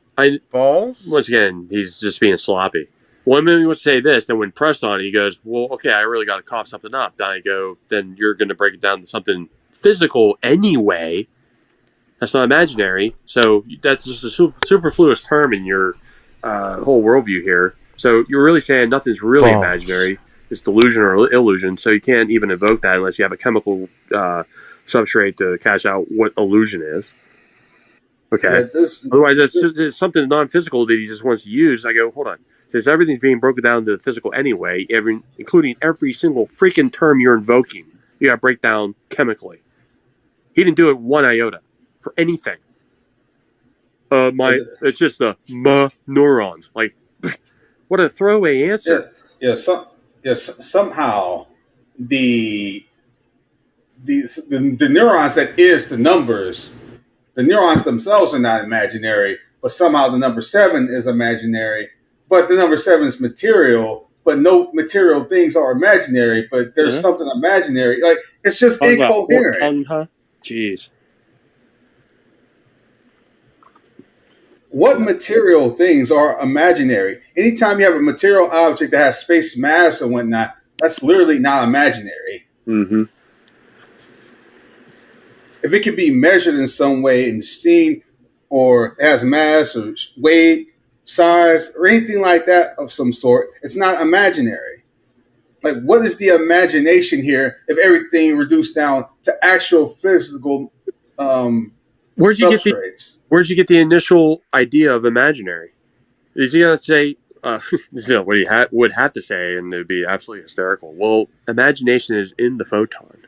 Then and it eventually clangs in your eye, carries all the way through to your physical brain. Then your brain gets the idea of imagination. Why? Because a photon had imagination and it built in. Then he would be equating imagination with material. But if you're talking about something material, then how do you have? It's like a material imagination. It's just an incoherent, just cluster of words. Yeah, immaterial. A material imagination, a strictly material imagination. At that. What's this thing? This imagination is distinct from the photon itself. You know, are you equating the photon itself with a proposition? Well, if the proposition is something distinct from the photon in and of itself, then I want to know how you get those two distinct entities to be concomitant with each other. Yeah, it makes absolutely no sense at all. Like you just say when you see photon, you go, "Oh, that photon equals proposition." Oh, are those the same thing, or are they really two distinct things? Yeah, I've never heard at any time any material. I've never heard in my life any material object being imaginary. That's never been said by any person, like in the history of anything ever. You know, it's the emergentist viewpoint. They just throw out the the magical term. It just emerges from it. I go, well, they ain't by the time they break it down. It's their theory because they're counting, they're doing all these abstract thought process, and they think, well, what's the substrate? Well, just the physical. Okay, it had to do it somehow. Still trying to figure it out, but we'll just believe it did it for the moment. I mean, that's their theory. What we freaking do? But if I'm going to put on the empirical hat and say, before I drink that Kool-Aid, empirically prove it to me. Well, we can't. We just believe it. We're going to get the evidence later on. Oh, I thought you were supposed to get the evidence, then believe it. Not go, we believe it. Gotta go hunt in a second, and we'll be barking up the wrong tree for eternity, because that's not the way it's the electron or molecule, whatever, imaginary? No. It's the next one imaginary? No. It's the amalgamation of them imaginary? Well, even that has to be accounted for in physical worldview. Yeah. What are you talking about? We're having illusions or delusions imaginary. Every single thing's got to be broken down physically. Where's the actual imaginary thing? It's like I mean, are you equating imagine with just think about something? He said he believed the mind or the brain was a tabula rasa. There are no innate ideas. So I was having him break down how from physical matter clanging around you get the first idea popping in there. And remember, he also used the word does not exist. He said like the number 7 is just imaginary. The number 7 doesn't exist. Or if it does exist, it exists in some material fashion. But it's at the same time imaginary. But again, there should be a precise, exact chemical formula for every single number, right? Well, what's not imaginary is material, right? But what is imaginary is also material. So that doesn't make any sense. There's a superfluous category for them to bring it up. That was a good point, Tone. Like, I agree with that. Like, because if it's imaginary, it's chemical, and chemicals are material. Mm-hmm. I want to do my cheesy response to the room title. It's like for laughs, okay? Atheists have no evidence for their position, so atheists would need evidence in order to become theists. Like, haha. Guys, I need to, I'm a musician. I need to go. I've been at the church practicing on the organ while listening to this. But I need to say, I don't know who all has been engaging Donald, but this is not how we do apologetics. And I'm sorry. I've heard more gentleness and respect from Donald the Atheist than I have from whoever's been engaging him. Thank you! 3:15. I've heard name calling. the tone, badgering insults from Darth. I don't know where he went. This is not how we do apologetics. We need to be more respectful and gentle. I don't hear a man who's trying to be deceptive. I hear a young man, Donald, who's trying to grasp these concepts and hasn't studied philosophy. We need to be gentle and Christ-like and respectful.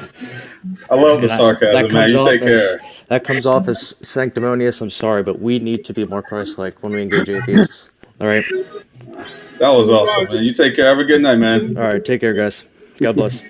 God bless. Yeah, God bless, brother.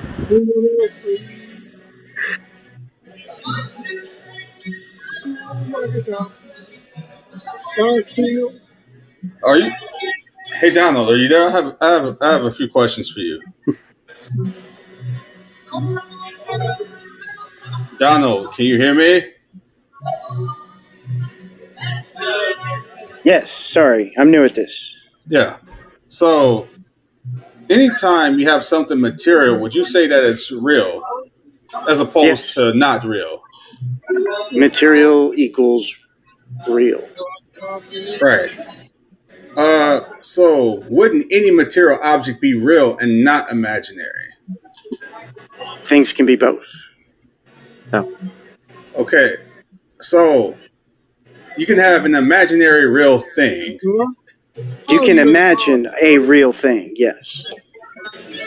I know you can imagine a real thing, but you said the imagination reduces down to the material, right?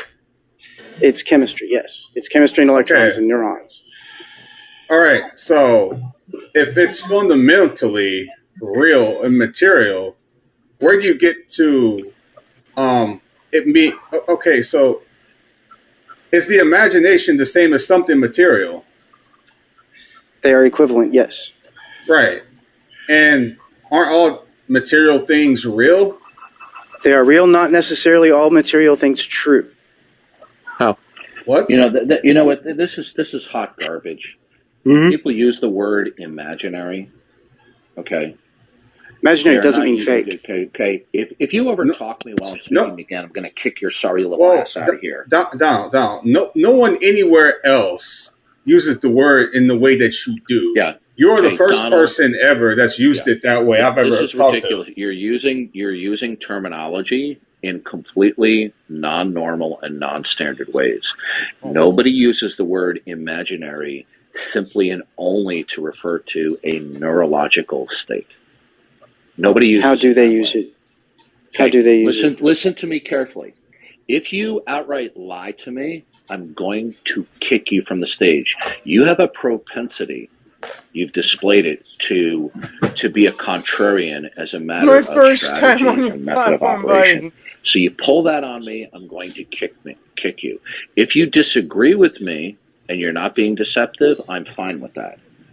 Nobody in the Western English-speaking world that I have ever heard of, other than you, uses the word imaginary to refer to simply and only a neurological state.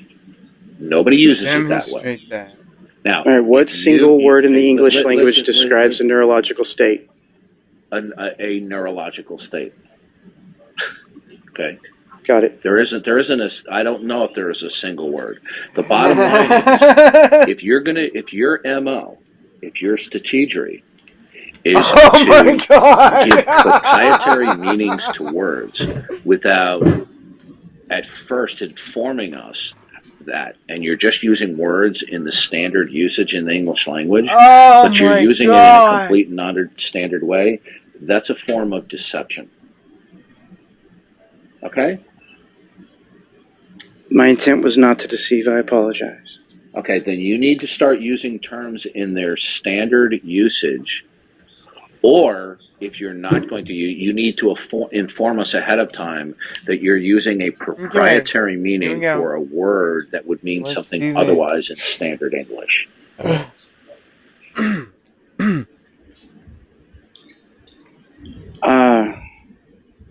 we would say the world of Harry Potter. I'm looking. We would say, for instance, man, the world of Harry Potter is imaginary, but it doesn't. It's not a place that exists in our space and time. It's not a place that exists in our world. That's what it means. It means it comports to something that is just reduced to what's in the mind. It's not in any concrete realness.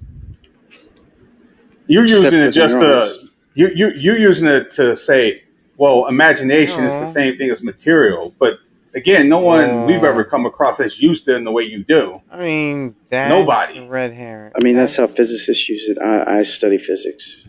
No, no, sir. You can't find Okay, me. well, hold on a second. Why do you study physics? Is It's there fun. identity? Hold on a second. Is there identity over time? Are you talking about like the laws of logic? Because those are imaginary. No, sir. No, sir. No, sir. Listen carefully. When I say there's a why do you study physics? Is it because there's identity over time? That means that something is the same thing from one time to another, although certain accidental properties may change. So, for example, Everything changes. that's not the issue. Okay. Now, if so, nothing is absolute. Nothing remains the same. Everything changes. Okay, listen carefully. I don't accept I that asked you a slip. qualifying question. Repeating the same answer after I've asked a qualifying question is purposely being obtuse. Okay? Do you think by repeating the same thing after I asked a qualifying question that your response is substantive? Apparently not. Apparently not. You see, you have an MO of the short time that I've listened to you. This is the kind of crap that you dish out. Now, is there anything at all that does not change? Everything. As far as I know, there is not anything that does not change. Okay, you've Except, now. well, You've No, now. no, I don't think so. Okay, let's try this again. Is there anything at all that, in any respect, does not change? No. In my opinion, as far as I have studied, no, I don't think there's anything that does Okay. not change over time. You now lose your ability to speak intelligibly and to predicate, because predication presupposes that some things remain the same while other things change. Why? Do you understand the mistake that you've made? No. I don't. Okay, if everything is changing and nothing remains the same, every entity, every state of affairs changes, Yeah. then what you invoke will not refer to anything in the past. That doesn't make sense. Everything happens in the past. Yeah. So, for example, if I walk down the sidewalk and my hair is parted on the left and it's combed in place and the wind blows and my hair blows a little bit, there are certain aspects about me from one time index to another that remain the same while some things change. So I have identity over time, even though some of my attributes change while others remain the same from one time index to another. It will be When you say different in the future. everything changes, Yes, everything changes. then if you say the dog is in the backyard, by the time you've stated it, Doesn't you've gone from one time instantly index change. to another. Therefore, it would not refer to anything in the past because everything changes. But not everything instantly. In order changes. to predicate, some things have to remain the same while other things can and do change. Do you realize your mistake? I don't. Okay, we'll go through this again. If nothing remains the same, then you can't predicate. Okay, can I ask a quick question? Yeah, What is predicate? predicate means to utter a subject with an object. The grass blows in the wind. The sky is blue. I'm hungry. You haven't answered the Now, question. if I tell you I am hungry, if everything that encompasses the I changes, then when I say I, it doesn't refer to anything at all. Okay? Now, that doesn't mean that it's called the principle of continuity and the principle of discontinuity. Some things remain the same while other things change. Okay? Now, you could have a situation where everything was absolutely static, where nothing changed. You could have the converse, where nothing at all whatsoever is static and remains the same in any shape or size or sense. Or you could have a mixture where some things are static while other things change. Which of those three scenarios do you believe reflects our world? Given enough time, everything changes. Okay, that's another example of your obtuse response. Did you answer my question? Yes. So did you choose the third option, that nothing is static? Yes, given enough See, time, everything changes. No, sir. Listen to me. From one time index to another, is anything at all whatsoever static? No. It depends on what time index you're talking about. Okay. You know what? I'm about to Vice kick your versa. sorry little ass out of here. All right. Because that's a deceptive response. You're stalling for time. Yeah, you I'm are. not. Okay. Now, is anything at all unchanging? I cannot think of a single thing that does not change. Okay, good. Then you can. What does the eye refer to? It's the thing in my face that looks. No.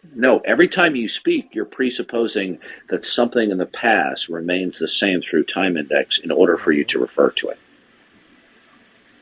Yeah, how do you know the I didn't just change and now it's Do you understand? Do you understand how you've just stepped on a philosophical landmine? Because of your poor, non-precise, and clear thinking, you stepped on a landmine. I didn't. I gave you an example. Either everything is static, okay, or nothing at all is static, Nothing is static. or we have a mixture that some things remain the same, nothing static, is static, along with other things changing across time indexes. You chose the third option, that nothing at all is static. Okay? Now, hold on a second for that audience. Now, if nothing at all is static across time indexes, if you invoke the word you or I or dog, it wouldn't refer to anything in a previous time index because nothing remains the same. Nothing's static. Okay. You lose your ability to predicate. To state, affirm, or assert something. You lose your ability to speak intelligibly. So do you understand how it is philosophically catastrophic for you to say that nothing at all is static? Now, the issue is not between everything is static versus nothing is static. There's a middle ground where some things are static across time indexes while other things are not. So I'm walking down the sidewalk. I could be standing on the sidewalk across time indexes and my hair could blow in the wind. Are there certain aspects about myself that remain the same while other aspects change? In my opinion, you are a completely different person from one state to another. Okay, then we're done. You lose your ability to speak intelligibly.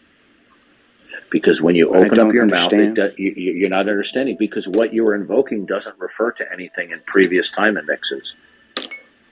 Because nothing stays the same. For example, if you say the dog is in the backyard, if nothing at all whatsoever remains the same, okay, as opposed to certain aspects remain the same while others change. So, for example, a dog is standing in the backyard. Okay? It's static. it wags its tail. It's still a dog in the backyard, but what changes is its tail is wagging. So we have a mixture of static and dynamic. No.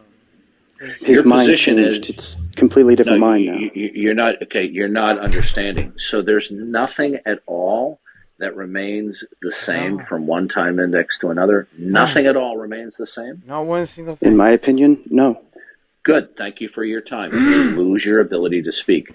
You are clueless. You do not understand the blunder that you have fallen into.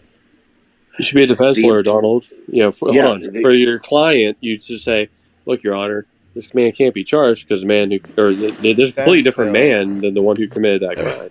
Exactly. Look, Would you ever go into court and defend a proven murderer that way? Well, he's not the same guy who just murdered, those 12 people, right? Because he changed. holistically different person.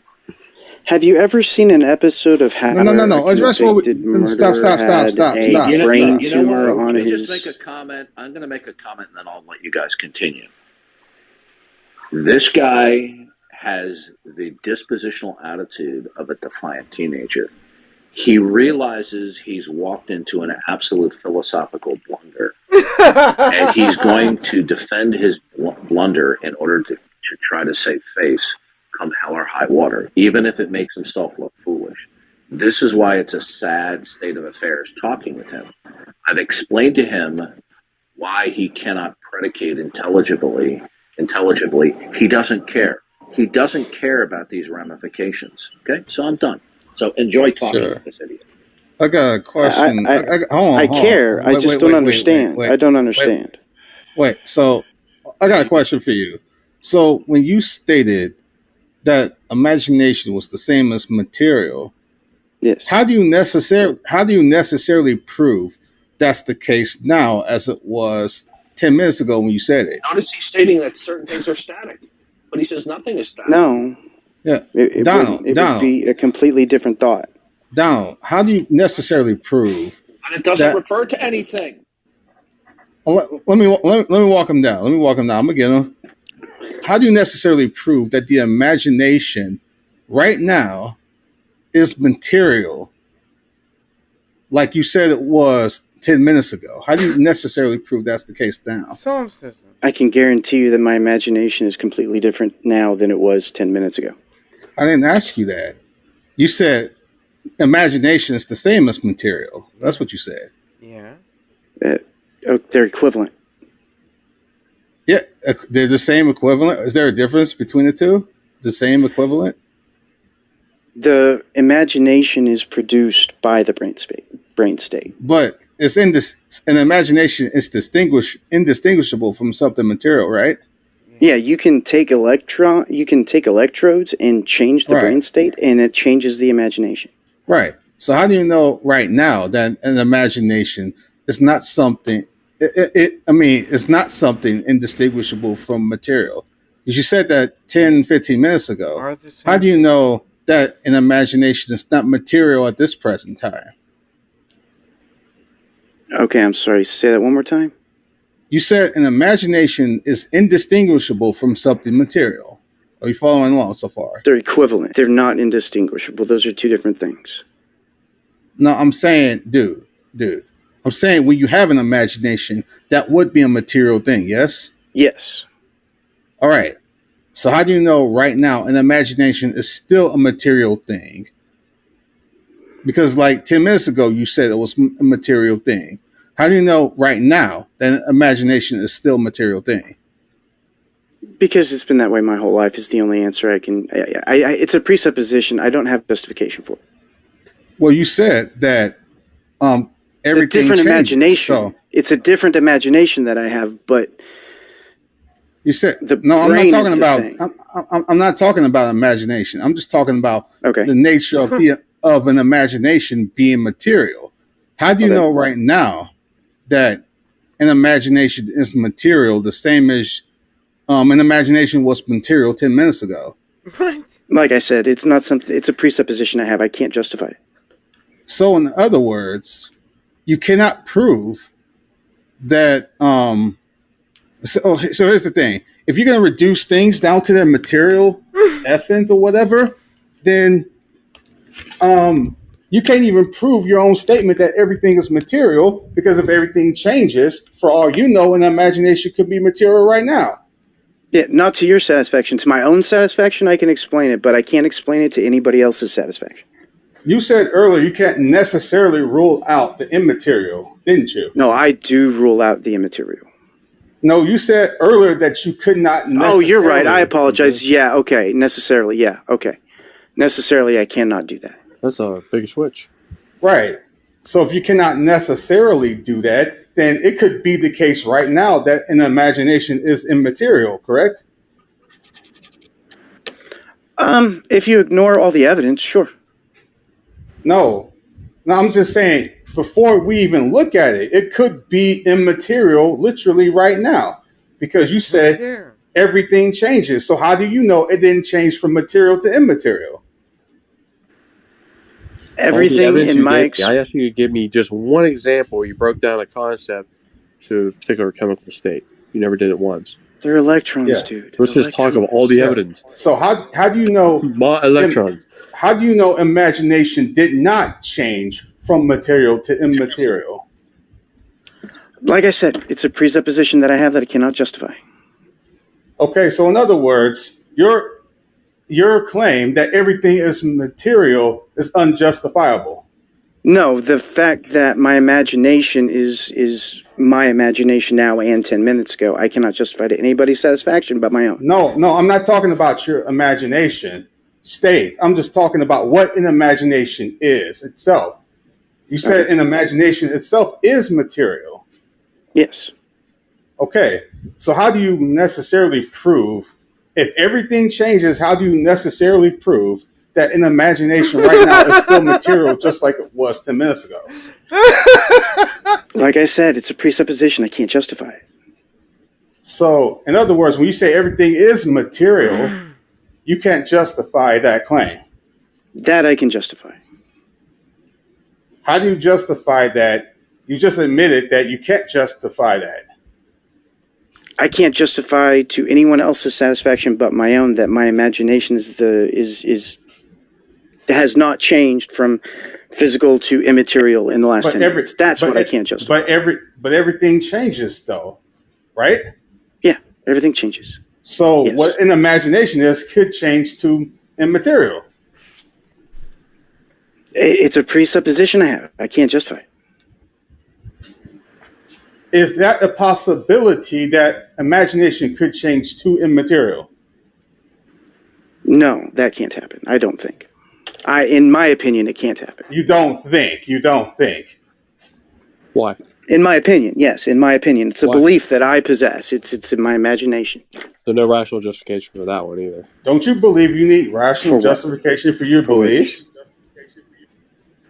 Well, I mean, beliefs don't have to be true.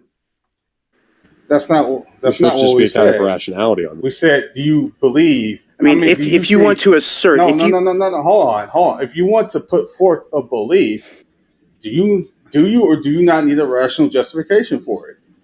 Yeah, if you're going to assert it to someone else, you have to have a justification for it. But if I am not able to justify it outside of myself, all I can do is presuppose it to myself and not justify it. You so from an electron, you get a proposition. For many electrons. Yeah. I'll just let. Yeah, there's propositions in electrons. Are those two distinct entities? Which? Electron and proposition? There is the imaginary abstract proposition, and then there is a physical representation of that. Or rather, there is a physical proposition and an emotion or an imaginary representation of that proposition. Slow down. Sorry. Say that again. All right. So there is. You have an electron. Okay. Physical thing. Set in space. It has a spin. You mean spin is the proposition? No, it has a spin. It doesn't actually. Are you just on measure the polarity of the electrons? So, like, if I'm sorry. In motion. Say that again. You cut out. I'm sorry. Is spin a object or concept? Spin is a concept. Okay, so the spin of an electron. Sorry, the spin of an electron is a concept. then stop treating concepts like objects. No, so you made that distinction. The electron is an object. You said it has. Well, there's the actual thing that we measure as spin. It's physical. Sure. Just saying, in and of itself, what's spin? Because I asked you, is it an object or concept? It's both. Huh? No, it can't. Both. Yes, it can. How? Demonstrate how things cannot be both. You made the assertion. You back it up. All right. There is a thing that we measure Would you tell me that we call. You made a positive assertion. You're the back. You said it could be both. I go. Well, your first answer was. Let me. And that's the correct Gonna answer. shut up and let me. Yeah, there is the concept of the electron is an completely separate. It is electron completely is an separate from the object that has the thing we measure as spin. I'm not asking you to break that down. Just getting All right. rudimentary. Electron, object. Electron object, spin. Because when I asked concept. It spin in of itself is it an object or concept? The thing that we measure as spin of the electron exists as a physical thing. We conceive the spin as something else. That's concept, right? That's why you put in the concept bucket first, and that's absolutely correct. See, that's why we know if you're going to do the real slippery physics thing, because you're a modern guy studying physics, where they're moving concepts around for crying out loud. I don't mean to interrupt you, man, but I just thought of something. Jeez, oh man. Do you believe that imagination is always material? Yeah. I accept that imagination is always material, yes. Right. But you said everything changes. If imagination is always material, then that would be something that doesn't change. What? Okay, but the imagination that is produced by the material thing changes.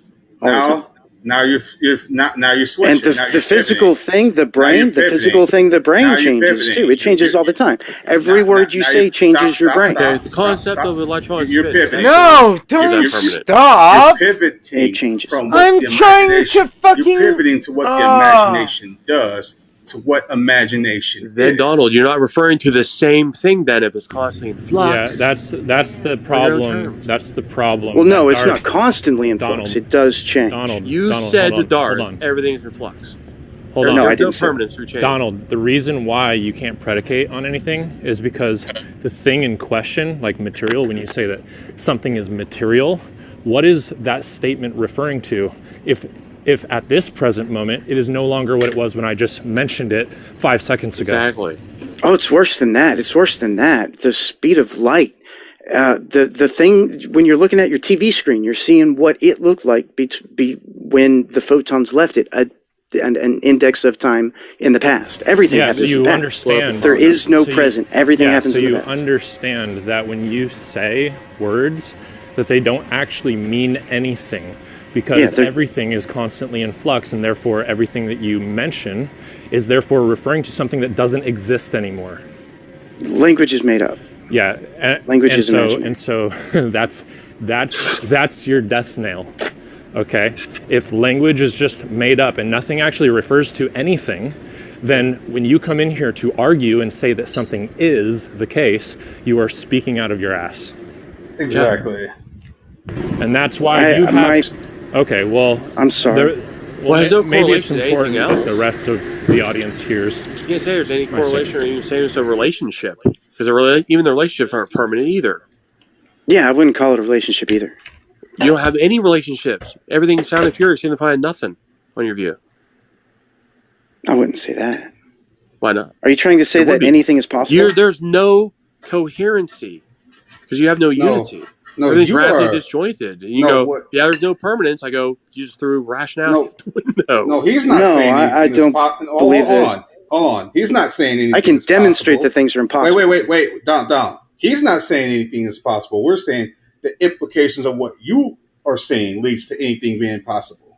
Exactly. No, my view says there are impossible things. There are absolutely impossible things. How? So there You are said some things that don't change. Yeah. What's that? So there are some things that don't change. Yeah. No, they change. It just takes To Dude, you don't focus on what he just asked you. If everything changes, then then nothing could be off limits, sir. I disagree. So if some things are off limits, then those some things would be things that don't change, because those things would make it impossible for it to even. If everything's novel, just because it's impossible now doesn't mean it's always you're impossible. Pure chances and pure tychism here.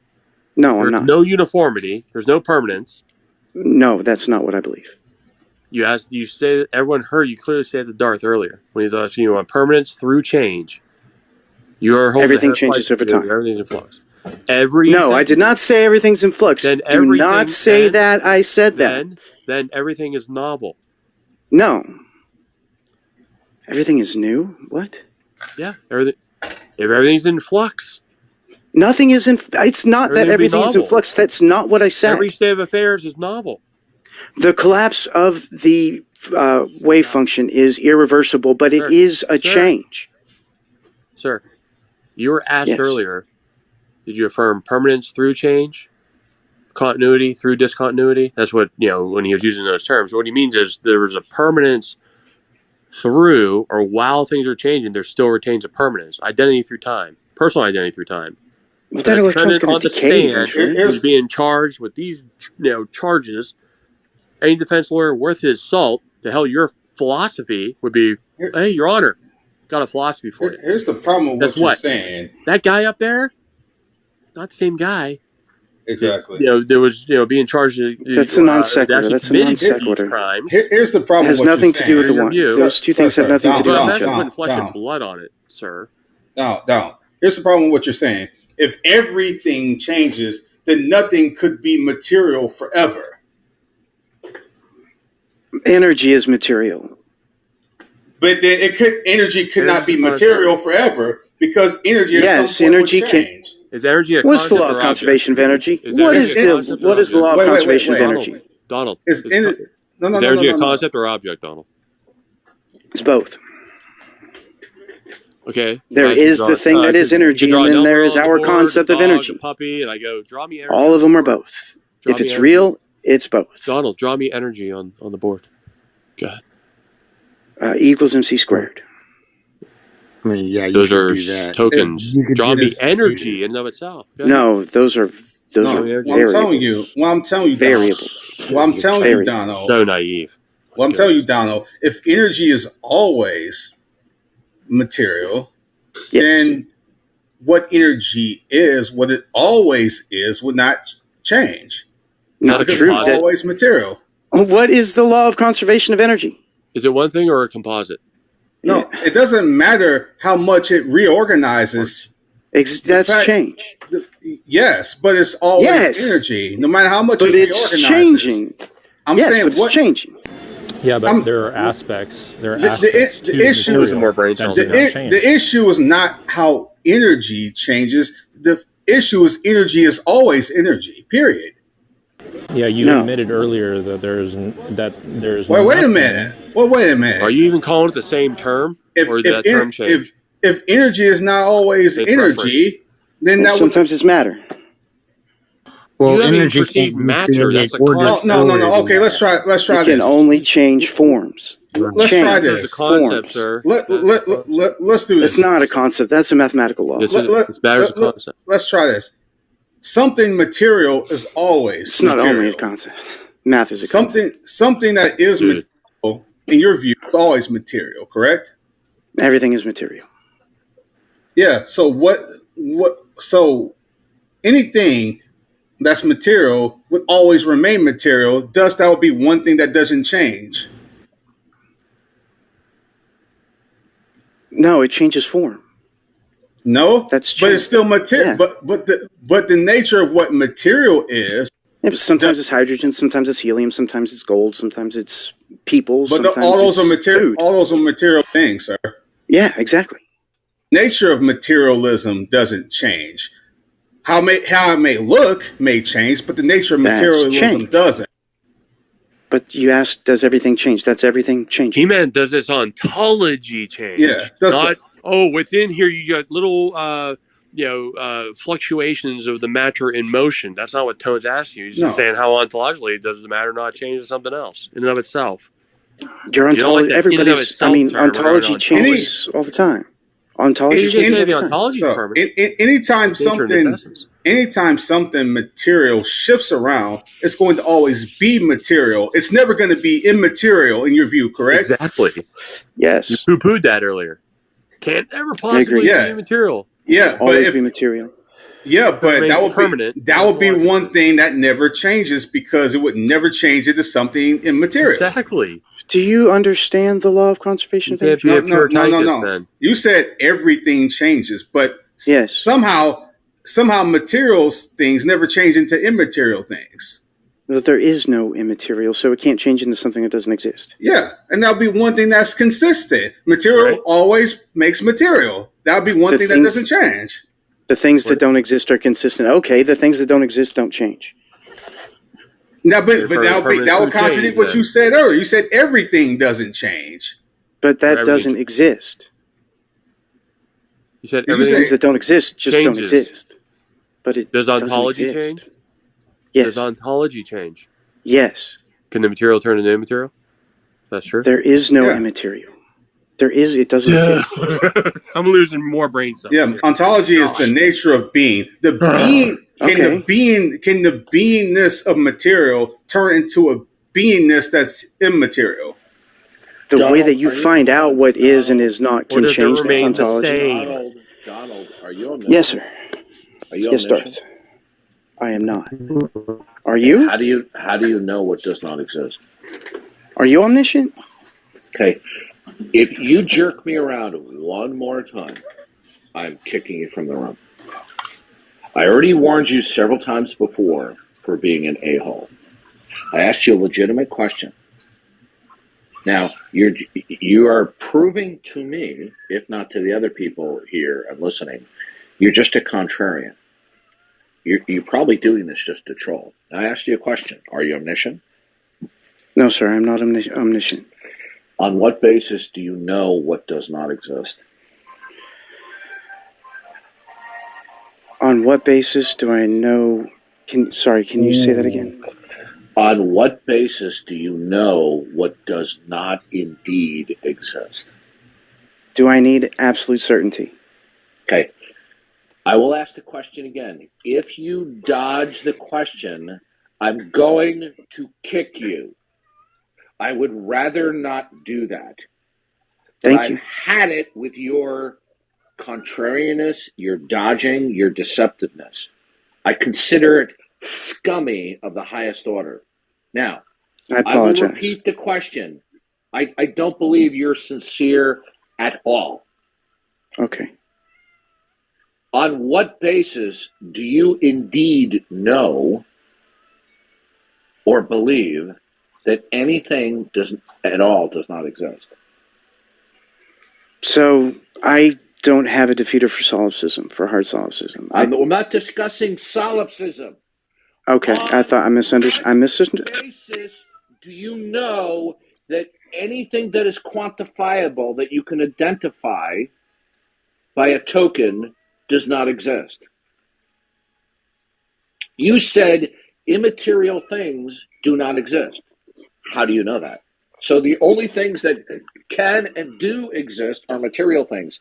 How do you know that? All I have is what I've studied and what I've experienced. That does not answer the Outside of question. How all I have is my do you knowledge. know that the only things that can and do exist are things that are material? How do you know that?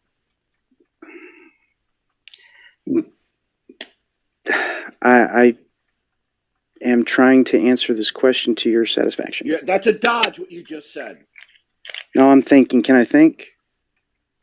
Can I think for a minute? Would that be okay? When you make a universal declaration, okay? You made a universal declaration. Immaterial things do not exist. Okay? You're making Yes. a universal declaration. And you're not omniscient. How do you know that something immaterial is not extant within the scope of reality that is outside your infinitesimal small scope of induction. See, this comes down to certainty. I don't have that. Now, I didn't mention certainty. This is what you weasels do all the time. You're disgusting. Now, one more time. Thank you. Did I ask you anything to do about certitude? I mean, you're asking about ultimates. Doesn't that kind of mean like certain? Did I ask you anything about certitude? You did ask about an ultimate. Okay, you know what? You're gone. You're Okay. gone. Okay, bye, All right. scumbag. Okay, you Yeah. see how when you ask them a straightforward question that exposes the bankruptcy of what they're saying, how they will change the parameters of the question and give you a sleazy response. That guy is a scumbag of the highest order. Oh, yeah. Not because he's disagreeing with me, but he is purposely, and by the way, this is a well-practiced craft of being deceptive and being deceitful. How do you know that the only things that can and do exist are material? Now, was it clear to you that he was attempting to transparently answer the question, or was it clear to you and me that was coming out of his mouth was a dodge? There's no question about it. He was dodging the whole Okay, time. good. That's why I'm irate and indignant with him, and that's why I kicked him, because I had my Popeye moment. That's all I can stand, because I can't stand no more. What a deceitful little scumbag. He was just doing that now. It was getting ridiculous. And he's been doing it all night. Every time I pop in, he's doing this. Yep. That's why first time I sent him down, that was it. I left him in the audience last time, and someone else brought him up. I'm like, Here we go again. He's not going to shape up. He contradicted himself multiple times. He's going to do the cheap debating tricks, and then go, well, as long as he's real soft-spoken and everything like that, I'm like, you can do the cheap debating tricks and be real soft-spoken like that. I'm like, okay, you're just a dishonest interlocutor. I don't care if you just put on the facade of, just soft-spokenness. I just go, No, I was literally losing brains. Don't come to the table to have a discussion, a dialogue, or even a vigorous debate while you're engaging in deceit and deception. I think it's disgusting. Well, the guy contradicted himself multiple times, so I mean, But you see, this is not something that is haphazard. This is something that he has crafted a pattern of mental techniques of responding to people. That's why he did it with such ease, because he's practiced it. Okay? It wasn't unique to the conversing with you guys here tonight. When you're asked if you're omniscient, you just retort back, are you omniscient? Like, dude, act more sleazy. Look, if somebody asks me a question, I truly want to answer the question transparently. Unless, of course, I'm like, okay, well, what do you mean by that? Because I might have something a different meaning. I'm not attempting to evade. I want to make sure that I'm answering honestly. We deal with an unimaginable number of people that are just fundamentally, purposely obtuse and deceptive, engage in obfuscation. He knew, you notice when I asked him, how do you know such a universal claim? And was it not clear? He was purposely verbally responding in order to obfuscate, because he knew he couldn't provide a means by which he could tell us how he knows a universal declaration. Right. Exactly. The infinitude ain't going to cash it out.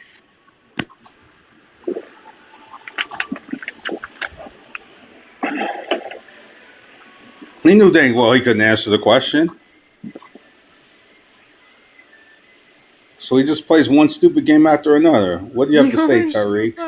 Well, before Tariq, see, this is what intellectual lightweights do.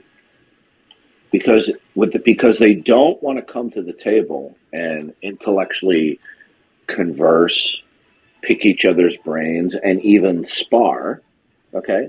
What they want to do is they just want to come and they want to cheat, okay? They want to cheat, cheat, cheat. Okay. So Tariq, if you're gonna if you have relatives come over or you go over to their house and you're gonna play a board game, do you want to play a board game with them if you know they're committed and they're going to cheat? Absolutely not. Okay, then what's the difference when these people come to the table and say, "Oh, we want to intellectually bounce ideas off each other, and we want to intellectually spar and debate," and the whole time they reserve the prerogative for themselves to lie, to obfuscate, and to cheat in conversation. Okay, there is no difference. Can I ask a question? Yeah, go ahead. Would it be wrong to conceive the thought or possibility that everything that we know of is first starts off and is contingent by a physical thing? No. No, I wouldn't. We're Bible no, believing that's not Christians. right. Listen. You and I are coming from a different ontology and epistemology than the three of us who are here: Ton, Matt, and myself. We're operating from a different ontology and epistemology than you are. Okay, good enough. Thank you. Hello? Go ahead, Tariq. How are you doing? So okay, do you have a question? Okay, I saw the title of the room, and I was wondering if you guys are open to good, nice, intellectual conversation without any accusations or without any taking anything personal. Or just it's a good question. It's a valid question. I respect people who go open rooms in Clubhouse and seek intellectual answers and let others speak. So if you guys down for intellectual conversation, Tariq, I can assure you, that the other two gentlemen here they're much more patient than I am, and it is their purpose to be intellectual honest, to be honest in disagreement. Okay, it's mine too. All right. It's okay. I think if you think you have a strong argument that's provided with evidence and logic, and it's good. I don't think we should be any of us should take it personal. Okay, so let's just move on. What would you like to say about the title? The title of the room: Atheists have no evidence of their position. And when you ask atheists about evidence, when you say you're atheist, you don't have to prove anything because you're not claiming anything. What does that mean? Okay, that means that you are. Let me okay. please. I asked from the beginning to have an open. Let me speak. Okay, you have 60 when seconds. When you are atheist, only believing the upcoming proof in science, without listening to other myths around the world. Okay, that's the natural position. That's natural. Believer, somebody who claims something, and who claims the knowledge. Atheists, they don't claim that they have the ultimate knowledge. They just believe in science. So what do we have to prove? You have to prove your stories that you have claimed that contradicts with science, contradicts with logic. Does not make any sense. You are the one who have to prove. Is science a mechanism? Okay. You have a positive the position. causal mechanism? Have a claim. Did you come in here to lecture us, dude? Okay, all right, hold on. Your 60 seconds are up. Now, Tariq. No, they weren't. Are you representing that atheism only refers to a particular mental state? Or that atheism refers to a propositional stance that there are no gods? Okay. Do you want me to define atheism for you? Okay, sir, listen to me. I have been debating over 10 let's years. make it easy Hold on and a let's second. define Hold what on a atheism second. is. Hold on a second. I have been debating for 10 years. I have dealt with an inordinate number of atheists. 12 years. 10 to 12 years. Okay, thank you, Talat. I have heard all of the reasonings, rationales. I've heard all atheists give contradictory definitions. Okay, if you think you're telling me something that's new and informative, you're not. But if you want to repeat the same old atheist cliches about the definition of atheism, go ahead. But you're in for a rude awakening when you get done. Okay. Well, this is a logical fallacy that's called using the authority. What does that mean? That means if Zakir Naik, What? No, the no. Muslim Go guy, back. listen, Hold on. Go listen. back 2 sentences, please. Okay, if Zakir Naik, okay, the Islamic influencer, have convinced millions and millions of people in the past 20 years to convert to Islam from atheism and other faiths. That's using authority, and that's another logical fallacy. That's the You're not numbers. addressing the So, topic here. Okay? and you disagree with You're not Zakir Naik. addressing. You're not addressing So, the topic. Now, it doesn't first of matter all, how hold many on. debates I'm you making have. a It point doesn't of mean your moderation. argument is valid. You're fast talking. Motormouth. Listen to me, Motormouth. Okay. Are you hyped up on too much caffeine right now? No, I'm not. I'm just asking a valid question. Okay, good. Then you need to slow down and calm down. Number 2, you need to stick to the topic instead of rabbit trailing off of it. Okay? Now, are you using the standard historical definition of atheism that is found almost uniformly in encyclopedias, dictionaries, and philosophical reference works? Or are you using a non-standard definition of atheism? Okay, so I'll give you my standard, my definition, and every definition that every atheist in the world Tariq, agree to. what was the question that I asked you? I understand your question. Okay, and I think this question. Tariq, Okay. What? This question was designed. Whatever you're gonna answer. Bite the bullet, Stop. man. S-T-O-P. Doesn't matter if you disbelieve in one You God. need to slow down and to calm down, and you need to respond to what I'm saying to you rather than ignoring it. Now, what was the question that I asked you? You asked me that's if I wanna define atheism within the standard definition or whether the right. You're saying a bunch of words. Okay, so it seems to people that you are so much educated and you know what you're talking about. You don't run this room. Oh my God, you've been debating for 10 years and you're still angry? I'm warning you again. I'm about to kick you out of the room. I would rather not do that, okay? We want to converse with you. Now, fuck off. Are you using the standard historical definition of atheism or a definition that you picked up off the internet? It's a definition I picked up on. Okay. Well, then you're not using the word atheism in its standard English usage then. Does atheism refer to the proposition there are no gods? Or does atheism simply a statement that somebody has a particular mental state? Belief. It's a belief Okay. state. So there are so many definitions. I don't have to take the ones that you believe because there are other Sir, if you respectful. ignore the question I asked you, No, one don't more force me to time, answer the way you want. Let I'm me answer the going way to I want. kick you out of the room. I've warned you again. You're being a Don't put up dictatorship. with adolescent nonsense. So if you I have an asked you a intellectual question. argument, why I you're asked angry? you a question. I told you I have my definition, but you're so much angry. I'm asking you So to you're come not down. using word. So then you're Can not you come using down words. so we can talk? You're angry and you're being Tariq, dictatorship I against am me. agitated because you're acting like an a-hole.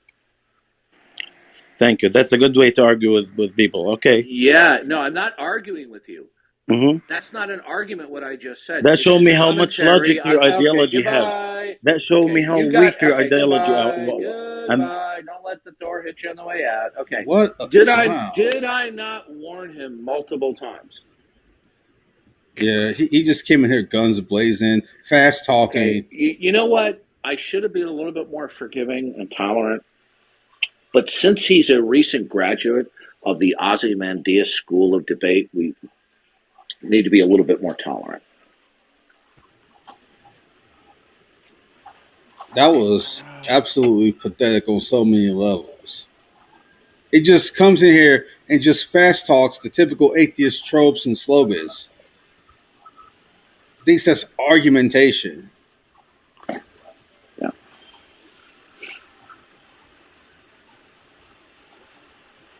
They want to boldly proclaim themselves as atheists, but then when we investigate, when we inquire, we find out that they're not using the word atheism as it is used ubiquitously in the English-speaking world. I use it that way.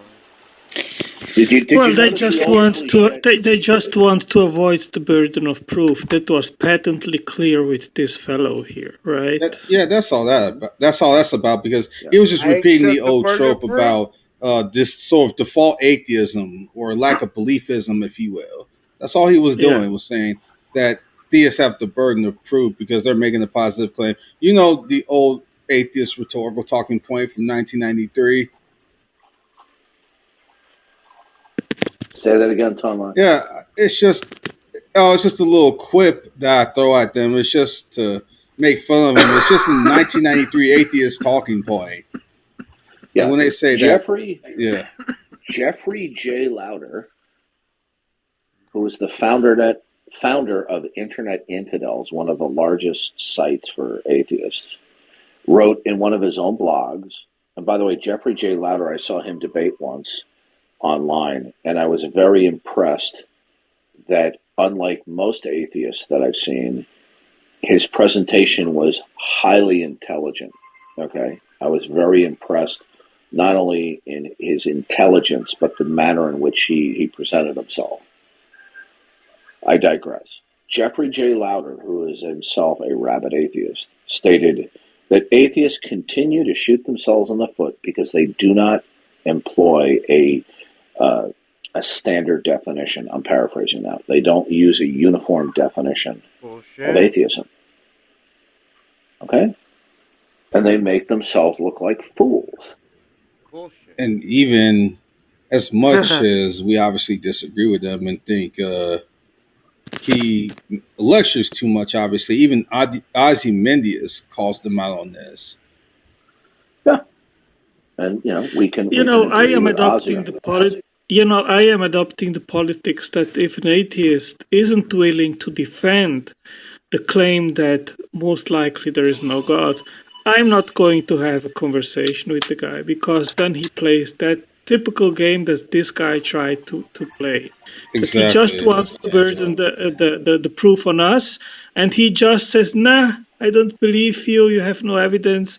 And that's the very boring, typical game that they want to play. It's so non-intellectual, it's not even funny. And I had a brief conversation.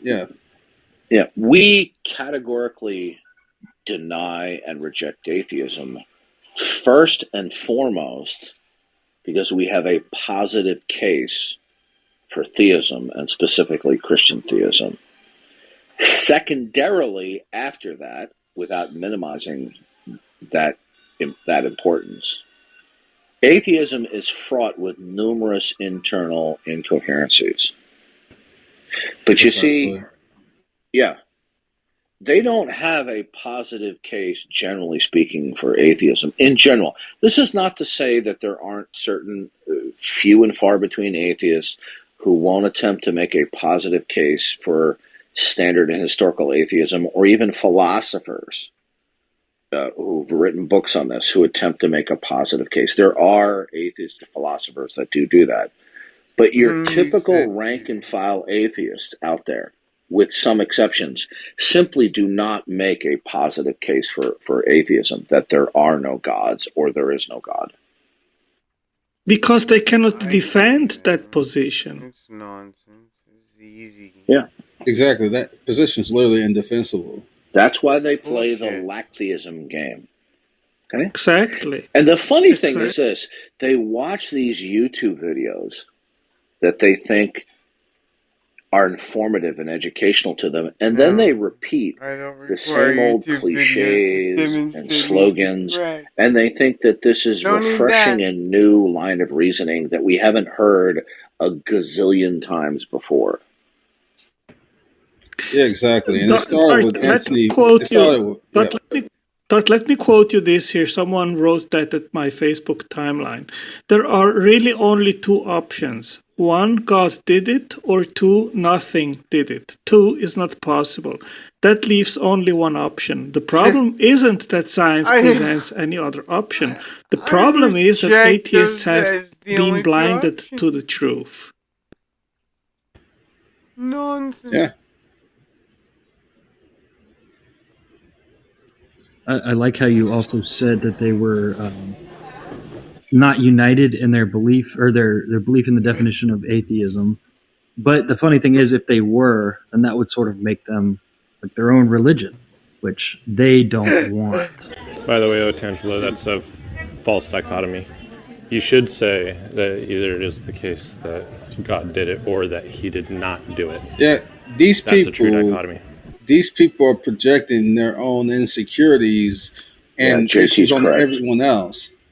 These atheists like to go after religions and cults and all this other stuff, but literally everything they do and spew is indicative and reminiscent of a cult.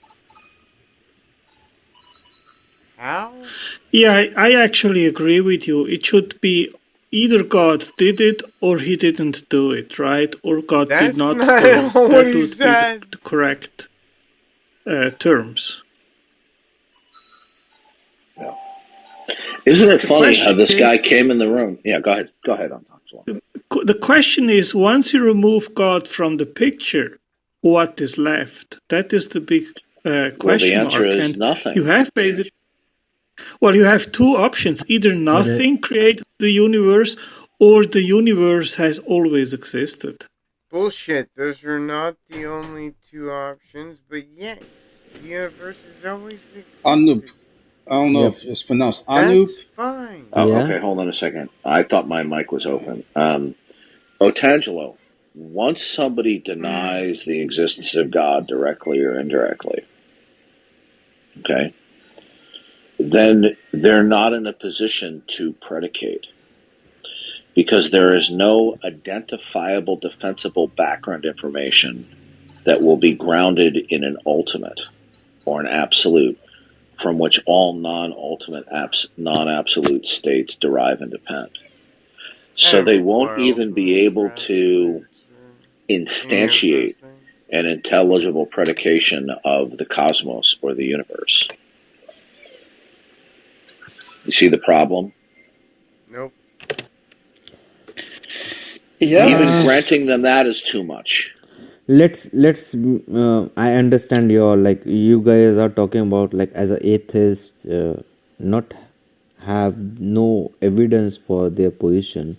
So whatever the thing is, like, you're the non-god people believer, if in simple way. So my way of thinking is very different, and I look into very basics, like, am I aligned, and do I need to say, or someone wanted to speak? No, you're doing fine. It's a little bit difficult to understand you, but you're doing a Yes, pretty good yes, job. my English, yes, Now, yes, no, my no, way of English that's is, not a criticism. Yeah, you're doing yeah, fine. yeah. So accent Do problem. you can do say. you believe Mhm. do you believe that what is fundamental to everything is an eternal mind that we call God? Do you believe that? Yes, yes, yes. Okay. Now, do Yeah. you believe that God is distinct from his creation? Could you please repeat it again? Wanted Do to you answer. believe that there is a distinction between God and his creation as opposed to pantheism, which invokes that there is Somehow, not yes. a Somehow, distinction? yes. Yes. It is somehow, Okay. yes. Okay, so you don't hold to pantheism then. Mm-hmm. Okay, so you hold to the creator-creature distinction then. Yep. Okay, go ahead, sir. So let me tell about, like, I am from Hindu system. FYI, like, I have seen, like, Christian and Muslim religion. So I am from Hindu side. So you can see my pic, you can see my way of talking. I am from Hindu. So what I believe, That's I will tell you the real things. It will be a brainwashing for you, and it will made you, like, in a kind of meditation point of view. Like, firstly, when we have a dream, what dream you had last night? So that is the main. I would like to. I'm not a person who will speak. I need a person like Darth, if you can include, to give my answers, so that we can continue talking. Dart, Ton, Matt. Oh, yeah. I'm sorry. I thought Yeah. my mic was So open. my question Yeah, you're is, doing yeah, fine. You're doing yeah. fine I wanted so to ask far. questions. Yes. Yeah, go ahead. Yeah. I will ask questions and you have to answer it. Okay. So Just for me, or do you want it for the other two gentlemen yeah, as well? I will pull you. Only. Or the Yeah, other. because your voice is very great. Yep. So Darth, my point is, what was your last dream? Did you remember it or not? Sometimes I remember my dreams, Mm-hmm. but after the morning goes by, I usually forget them. Okay. Do you think that dreams are of some importance? Okay. Yeah. I wanted to say Okay. why it is important. Why? On what basis are dreams of any Yes, importance? yes. I wanted to say because dreams are very connected to our subconscious mind, Okay, right? so you're adopting a Freudian view. Yes. Slowly I will go to God. Okay. I cannot Have you directly done go any to God. reading? Have you? What? Okay. Mhm. Where did you get the idea that dreams are the royal road to the unconscious? Where'd you get that idea from? Darth, I will give my own personal example. I do not understand what the other people used to think, but with my own example, it is like when I miss my family, right? If I'm not talking to my family, my father or my mother or my brother, if I'm not talking to them, they will come back in my dreams. This is Yeah, the truth of everyone this life. agrees Yes, that there are certain things that we may be thinking yes, yes. about We are emotional on to a them, daily right? basis where Yeah. sometimes there can be a So that, correspondence in the dream yeah, world, but yeah. that does not mean Slowly therefore you will that the come back to God content as of well. our dream. Yeah. Hold on a second. Listen. Okay. We can all agree Mm-hmm. that sometimes when we're thinking about a subject matter, when we're conscious, when we're awake, that these persistent thoughts can sometimes show up in our dreams within hours. Nobody disputes that. But that is far different than saying that certain events that happen in your dreams are from an unconscious realm. Okay? All you're simply doing is you are repeating Sigmund Freud's notion about the nature of dreams, that dreams are an eruption from the unconscious realm of emotions and thinking and cognition into the higher levels of cognition. Okay? Yeah. Now, did you know that Freud was an atheist? No. Okay, he was a rabid atheist, and he was also an occultist. He was also a Okay. sexual deviant. Oh. Okay? And because of these things, he came up with this idea of the unconscious world. Okay? Mm-hmm. And he claimed that this was science. It was not science. I agree. It did not entail observation, testing, and repeatability. I agree. It wasn't science. Yep. Now he thought it was science, but it's not science as most people understand it. Okay? It's more of an ideology bordering on a materialistic religion posing as science. He was trained as a neurologist, but he did not practice neurology. What he practiced was having people lie on a couch and tell him, their anxieties and talk about their dreams, and then he would interpret what that means in the unconscious realm. All he was simply doing was feeding these people his ideology. He wasn't doing science. Look, let me recommend something to you, okay?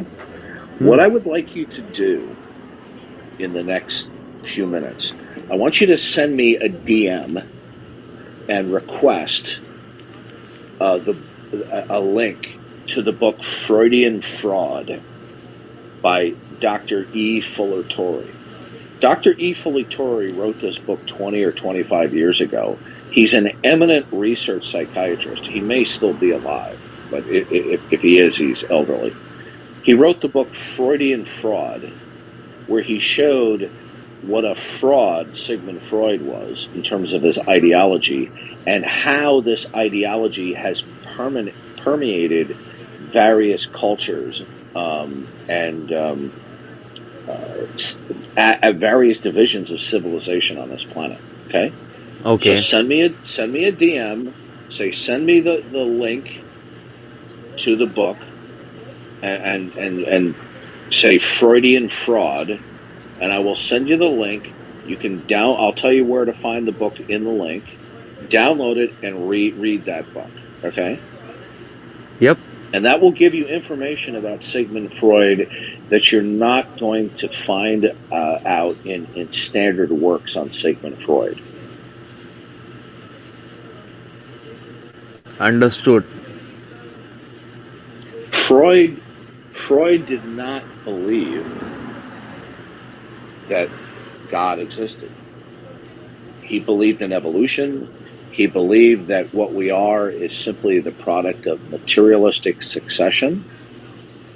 Right? Yes. Let me go to your let me go to your book and then we will talk, right? Maybe I will not be having that knowledge, right? You have read it and you're trying to, like, not trying to, but it's just a point. Like, I cannot say any words right away. Yeah. Okay. What motivated you to be interested in Freud's ideas? I wanted to say one thing.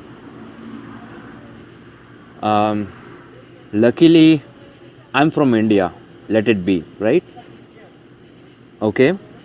Are you guys understanding this thing? Darth? Yes. Yeah. So, yes. Please respect India. I'm from India and I have a voice from India. I could be the voice of India. So, maybe you might be. What does that have anything to do about where I was born? question? Where you were born? Does that have anything to do you give with your answering my? Can you answer my question, please? I said, what Yes. motivated you to become interested in Freud's writings or ideas? Nothing. So then, why are you spouting his ideas? I wanted to say my own ideas. No, those aren't your ideas. Those are Sigmund Freud's ideas. You obviously absorbed some of Freud's ideology, and you're repeating it here. Okay. Freud, if he was not the originator, he was somebody within the last 200 years who was one of the most seminal people to popularize the notion that dreams are the royal road to the realm of the unconscious. Okay. I'm listening to you. Yes. Okay. But I have some conflicts with you. What conflicts? Yeah, you're saying like about 200 years. You know what? Just if you're going to talk about 200 years, I don't know about what Western country was having 200 years. But yes, we were poor as a country. India was a very poor country. Can we talk about it? Later on, we will come back to that point. This is not a room to talk later about on, we will come back this to. room is not a conversation about the history. Yes, I know. Tibet, but please understand, India, we or Sri were not having a Lanka. voice. We were not having a voice. Thank you, sir. Thank you. Wow. Don't really know where I was going. And people say I'm not patient. Don't really know where I was going at all. Michael, welcome to the room. Michael, you have a picture of Spock doing the Vulcan gesture. Are you there, Michael? If you're speaking, we can't hear you. Yeah, your microphone is muted, Michael. You have to unmute your microphone.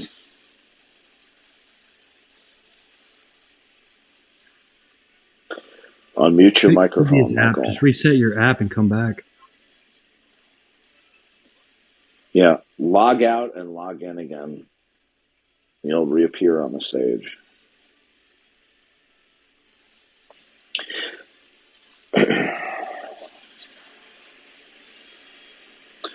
Did you know that I have to respect India, folks? Did you know that? Yeah, who was disrespecting it? I don't even know why he was trailing off to. Yeah, we were. We're talking about the unconscious and Freud. He just went off way in the left field.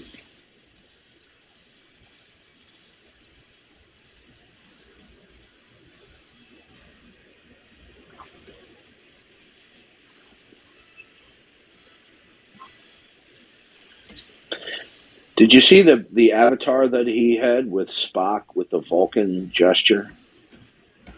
Yeah, I saw it. You know where that came from? No, I don't know, to be honest.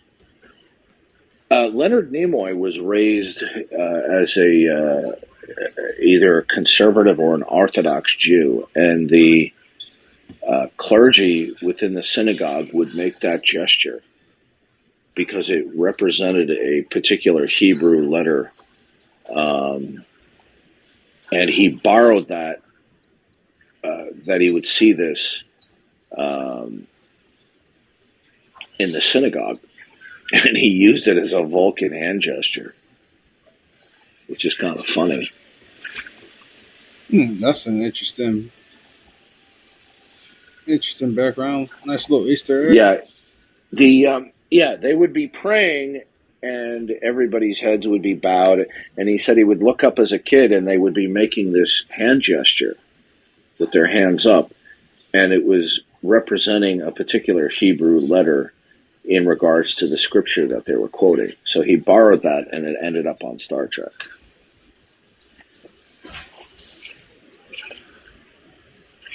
The best Star Trek movie, Wrath of Khan.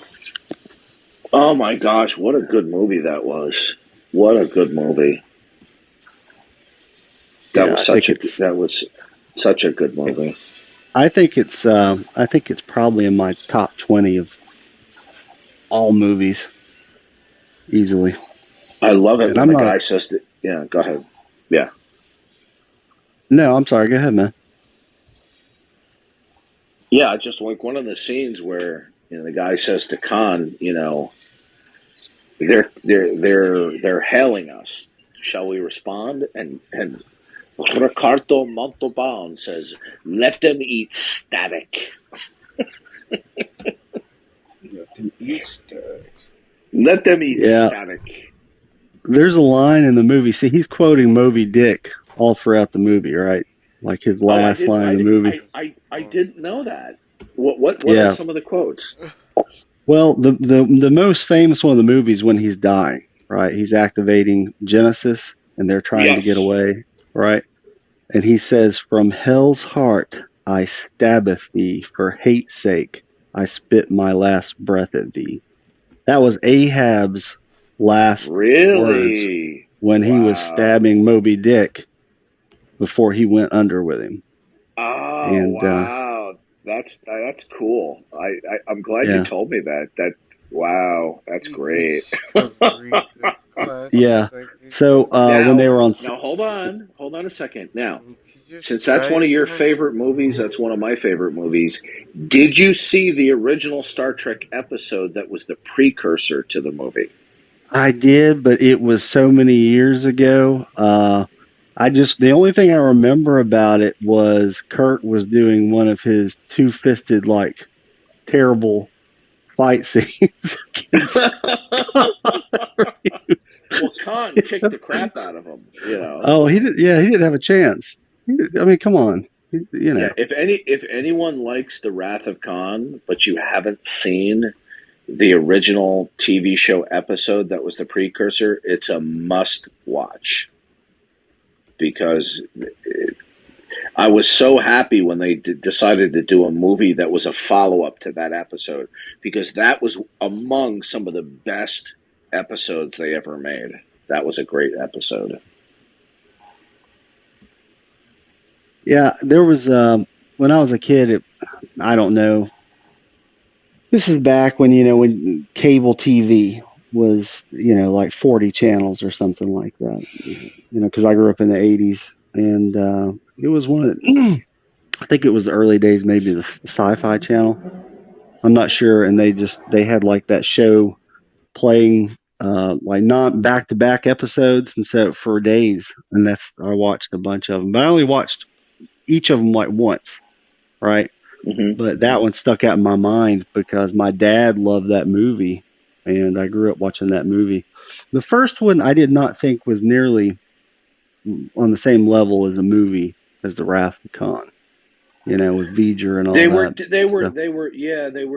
They were different. I think people expected more shoot 'em up type stuff, more spaceship combat for the first one.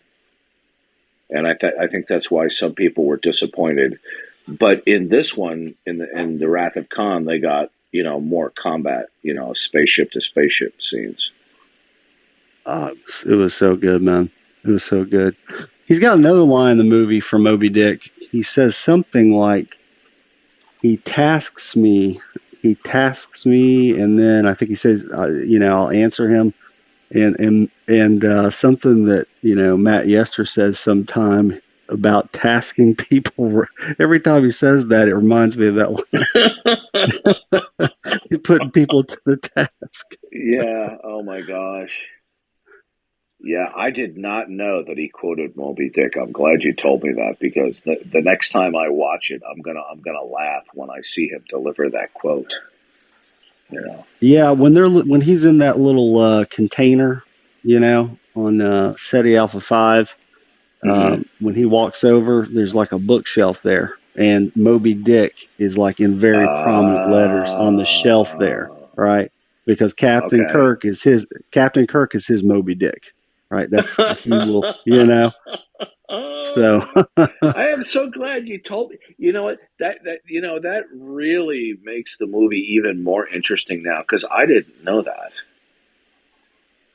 Wow, that's interesting. Yeah, because go ahead. No, I was just going to say what's really interesting that adds depth to his character is being a fan of that book and realizing that, and even going into that, he's like, yeah, that's me to the 10th power. Oh gosh. So, well, go back if you can and see if you can watch the TV episode again, since you don't remember it. It's classic, and Ricardo Montalban was superb in that TV episode as well. But I agree with you. The first one, I think people expected a different kind of movie.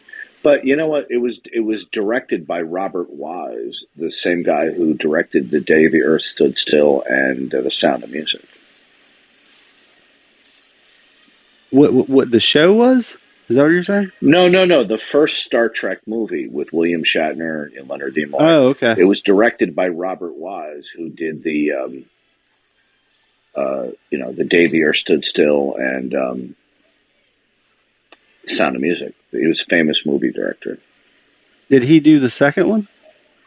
No, I don't think so. Another aspect of the second one was really good. The score to the movie was just phenomenal, right? You just stole my thunder. Absolutely, yes. James Horner, that was still in his early days. Do you know that in some of my music collection that I have favorites from soundtracks, and that movie is in my favorites. That the soundtrack is just phenomenal. Yeah, every part of it's perfect. That first attack that happens, that surprise attack to the end, when they're all like, when they're sitting there and they're trying to get away from, what was the name of that ship? Oh, I forget the name of their ship. The Reliant. Okay. Yeah, the Reliant. Yes, the Reliant. Right. Yes.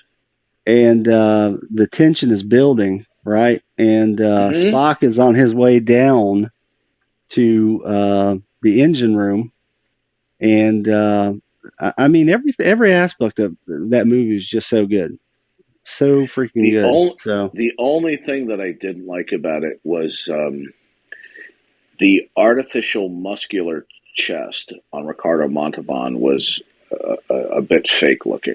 Actually, listen. In an interview later, they said, "Now, come on, now, was that really your chest?" Guess what? No, it really was. No way. It was his. No way. Yes, No the dude was. way. Yes, No way. dude. No. Okay. No. No joke. That he was real. He worked. You know, he was a strong guy anyway. He was always a physical. I don't doubt that, but it looked fake. It just looked. No. I think he was pulling their chain, because there's a necklace that he was wearing that was strategically placed, and that's to hide because the prosthetics that they made back then were not as good as the prosthetics that they make now. So they want to hide the demarcation between the natural skin on the neck and the chest. But if you could provide me a link, I'd like to hear Ricardo Montalban say that, because I suspect he was saying that in jest. Because that, I don't know, you could be right. Maybe I'm wrong, but he was saying it in jest or saying it in chest. But you know what, Ricardo Montalban. See, younger people aren't going to get this, but older people, he was a wonderful actor, and he was good in almost anything that he did. And I think that he was somebody who was underrated. He was, I think, he really, really was a very talented actor. Yeah, I honestly don't. He was on that show back in the. There was another show. I don't know if it's from the 70s, 80s. Yeah, that one. Now, I never actually saw that show. You're a little older than me, so it was okay. It was okay. He played a more calm and cerebral character, and he did an adequate job at it. But he used to play these Latin lover type characters in the movies, and then as he got older, he transitioned to television roles. Let's see. He was in one Columbo episode as a murderer. I'm trying to think what else that he did. Of course, he was famous for talking about rich Corinthian leather, in the Chrysler Cordoba. I don't know. You probably don't remember that, do you? No, I don't. It's a famous commercial where the Chrysler Cordoba was said to have rich Corinthian leather, and it was totally just made up. There was no such thing as Corinthian leather, or so I've been told. So, it's just funny. But yeah, Ricardo Montalban was. I think that if they had somebody else playing that part, the movie would not have been as good.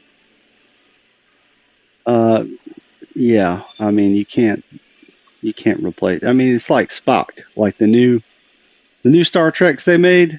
I'm just like, no, you're not Spock, dude.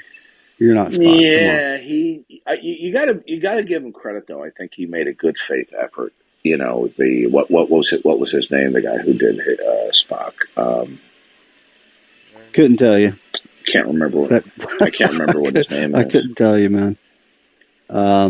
But originally, Spock was not second in command. In the pilot, he was just simply, I think, the science officer. And the second in command on the pilot was the, I'll try to be polite here, the love interest of Gene Roddenberry. And her name was Majel Barrett, and he was in a romantic physical relationship with Majel Barrett, and he gave her the role as second in command, and the executives did not like her character, and they did want her second in command, so they made Spock the second in command for the upcoming series after the pilot. It's like, I'm always fascinated with backstory stuff about the TV series. And by the way, Gene Roddenberry was an atheist, and Spock was scripted to make an atheist line in the first Star Trek movie, but they pulled the line from the actual movie in the script. So I think if they had included that, fewer people would have gone to see the movie if they thought that Spock was an atheist. Oh, Michael is back. Michael, you want to unmute your microphone? Hello, can you hear me? Yes, go ahead, Michael. Okay, thank you. Yes, what I want to say is that in this atheism, we know that they use reason. Reason is the main way of thinking. So you're gonna have to speak. Hold on. You're gonna have to speak a little bit slower, okay, so I can understand you. Okay, fine.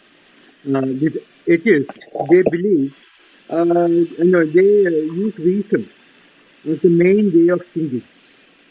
Yeah, you now you're muffled.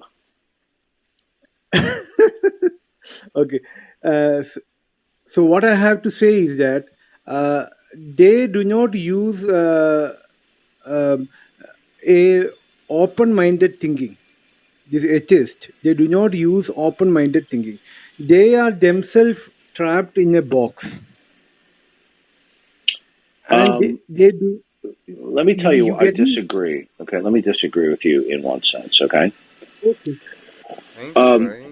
One will either operate from a closed system or an open system when it comes to the nature of reality. A closed system is where we would have God who dictates what is, can be, and cannot be. An open system is where anything can happen and there is nothing identifiable or defensible which dictate cannot be. God. So they claim open-minded that anything can happen into the future, right? But when they claim that they're open-minded, they're actually contradicting themselves because they've already rejected the actuality of God being the creator and hence it being a closed system. So to be completely open-minded in a worldview sense is a self-contradiction because you've already excluded the actuality of God as creator. Okay, fine. So what I differ mainly, which is atheist, is this what we call this. I believe that there is a intelligent designer in all the living beings that have happened on Earth. You understand me? Intelligent design. Yeah. Michael, are you familiar with the identity claims of Jesus? No, please tell me about it. Okay, so you've heard of the Bible? Of course, I know about the Bible.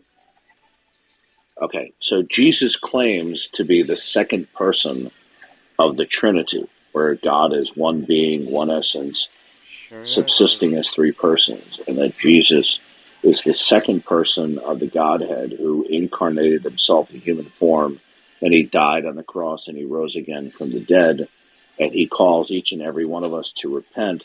Otherwise, we're going to have to face the wrath of God because we're sinners. Now, are you familiar with that? Of course, I know about that. Okay, so do you reject that?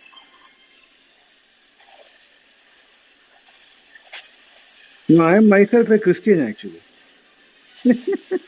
I've say that again? I am a Christian. Oh, okay. All right, excellent. Good. I'm glad to hear that. Yeah. Go ahead, sir. Yeah, what I was talking about is that about the intelligent design. So you know that these atheists, they don't accept that part of they call it a pseudoscience, and they push it away. Can you repeat your last sentence? The intelligent design, the science pushes it away and calls it a pseudoscience. Pseudo. You get me? They tell it's false. Yeah. Are you saying they call intelligent design pseudoscience? Yeah. So what I believe is that they rule it out a priori because they're materialist. Okay, look, in the history and philosophy of science, there are usually powerful reigning or ruling paradigms. If a paradigm comes along and is inconsistent with the popular paradigm, that new paradigm, if you will, new in quotation marks, is deemed as heresy. Okay, and since they've adopted materialism, i.e., evolution and cosmic evolution, intelligent design is it's a new, not, I don't want to say new, but it's new with respect to the materialistic paradigm of the material cosmos. So they're going to consider it heresy. So they attack it as pseudoscience. Like they'll say that creationism is unfalsifiable. Then we'll say, well, why don't you believe in creationism? And then they'll say, well, because evolution is true. Well, if it's unfalsifiable, then evolution wouldn't mitigate against creationism, would it? So they talk out of both sides of their mouth. I mean, you're strong, man. So are you in India, Michael? Yes, I am an Indian. I'm not in India. I'm abroad. Okay. Now, where you are in India, are there a certain amount of Christians, or are people mostly of the Hindu persuasion? There are so many millions of Christians. I didn't hear you. Repeat that.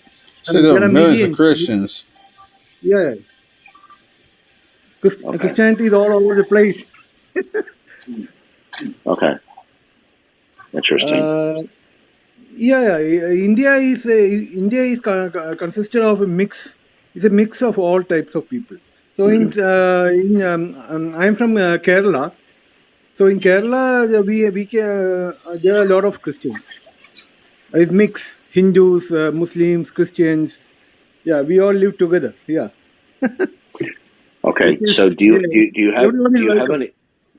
have any McDonald's nearby you? Yeah, McDonald's, they have all started coming. Yeah, KFC, McDonald's. Yeah. Okay. Everything, all the brands are there. All the international brands are available. So can you get a McCow burger there? Yeah, we have to go to the city, in the main city, then we can get it. Yeah, I am abroad. I'm not in India. Yeah. So how did you happen to pick Spock as your avatar? Yeah, I watch science fiction movies from childhood. You mean the TV shows or the Star Trek movies? I watch all of them. How old are you, Michael? 45. Okay. And how do you watch them? Do you watch them over the internet or do you watch it on broadcast TV? I watch it on TV on the 4K resolution. Yeah. Now, are the old Star Trek episodes that you watch, are they in English or are they in Hindi? I watch everything in English. Interesting. Okay. Yeah, for me, English is easy. Okay, now, you've watched the old Star Trek episodes. Now, have you watched the Star Trek The Next Generation episodes? Yes. Long time ago. Now, okay. Now, which do you like better, or are they the The same? old Star Trek, yeah. The Next Generation, that type, yeah, old one. Yeah, I'm old school too. I never really Me cared too. for the next generation. Yes. Not that it was terrible. It's just I grew up on the old Star Trek. I mean, I used to watch these episodes over and over and over again as a kid. Because they were on TV all the time. Here's a good question you can ask your dad, Ty. Ask him what comedy legend was responsible. Are you there, Ty? Yeah, I'm here. Here's a good trivia question, because if the Wrath of Khan is your dad's favorite, ask him what comedy legend was responsible for producing and financing Star Trek. All right, You want to try to take a stab at it? What comedy legend? Comedy legend in American entertainment was responsible for financing and producing Star Trek. I have no idea. I couldn't even begin to answer that question. Lucille Ball. No. Yes. You're joking. I am not joking. Star Trek, the TV series, was a production of Desilu Studios, which was headed by Lucille Ball and Desi Arnaz Jr. Oh, that's interesting. If you look By at the the way, end, go ahead. No, I was just going to say I found the other quote from Moby Dick that he gives in the movie. If you remember this, when he says, he tasks me, and I shall have him. I'll chase him around the moons of Nibia and round the Antares maelstrom and round perdition's flames before I give him up. That is from Moby Dick. I remember that quote. I couldn't quote it to you, but that is a very, very memorable scene in the movie. I remember that. Right. You changed my whole viewing experience the next time I watched that. By the way, if you also want to see a really great movie, I'd be surprised if you haven't seen it, is the old Moby Dick that Gregory Peck played of Captain Ahab. Okay. I have not seen that, but I'm a big fan of Gregory Peck. Oh my gosh. This might be his best movie ever. I'm not kidding. Oh, well, then I'm going to definitely watch it. Hey, guys, I've got a question. Darth, you brought up something interesting. Sorry, it might be a little bit loud, but you said the concept was non-falsifiable. That their claim was that it was non-falsifiable. Can you talk about the logical fallacy of non-falsifiability, and why is that a logical fallacy? And because I'm sort of struggling with that. Well, it's not that falsifiability is a problem. It's just that there's a greater how shall I put this? There's something called confirmation holism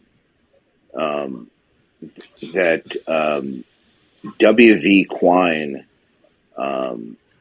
talked about. It's called the Duhem-Quine thesis. Does that ring a bell? Not at all. Okay, when you get a chance, look up the Duhem-Quine thesis, Quine. Okay, the man's name was W.V. Quine. They didn't write together, but their ideas overlapped, and it's called the Duhem-Quine thesis. It has to do with what is called confirmation holism and the problem of underdetermination. So that when you make an observation that falsifies a proposition, that observation is supported by auxiliary hypotheses, all of which in total cannot be falsified or put through falsification.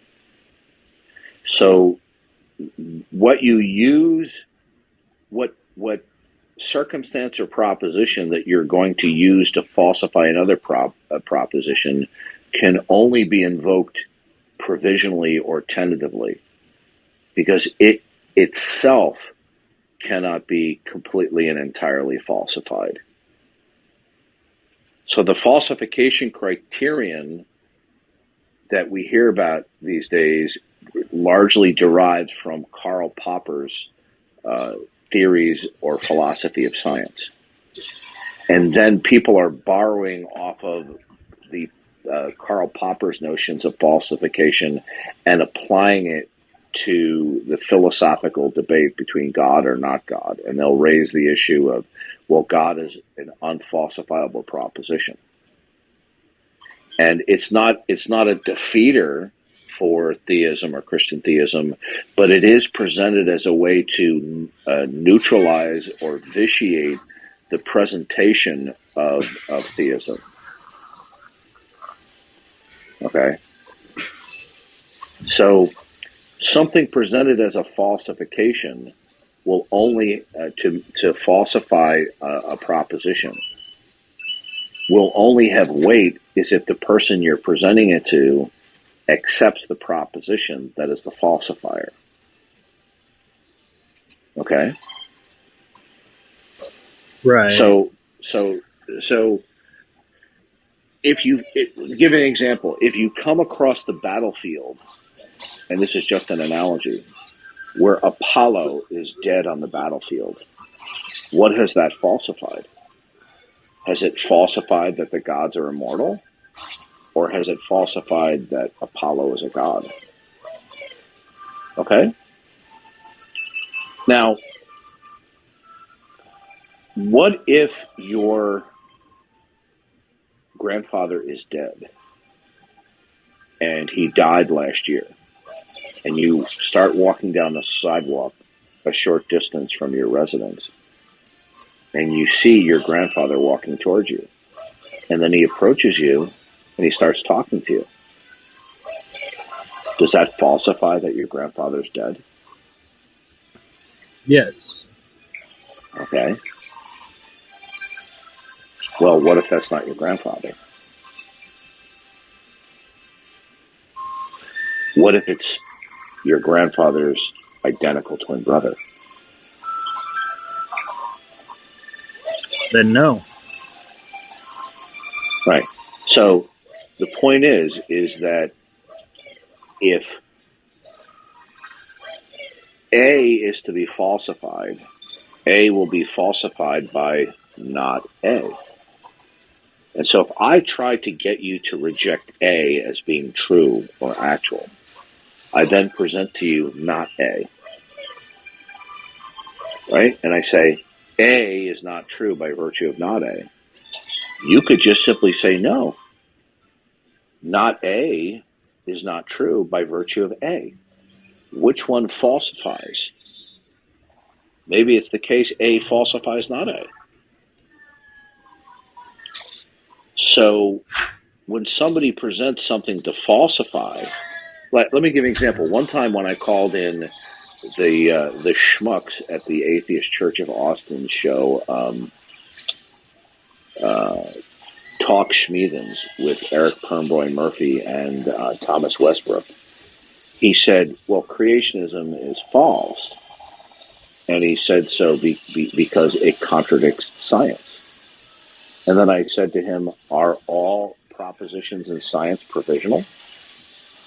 And when you look at the video, he had the deer in the headlights. He didn't know quite what to say.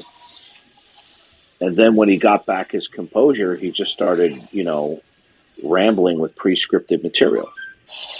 If all propositions in science are provisional, if you're then going to use a proposition in science that's provisional to falsify, let's say, creationism, it can only serve to falsify creationism is if I adopt the provisional conclusion as true.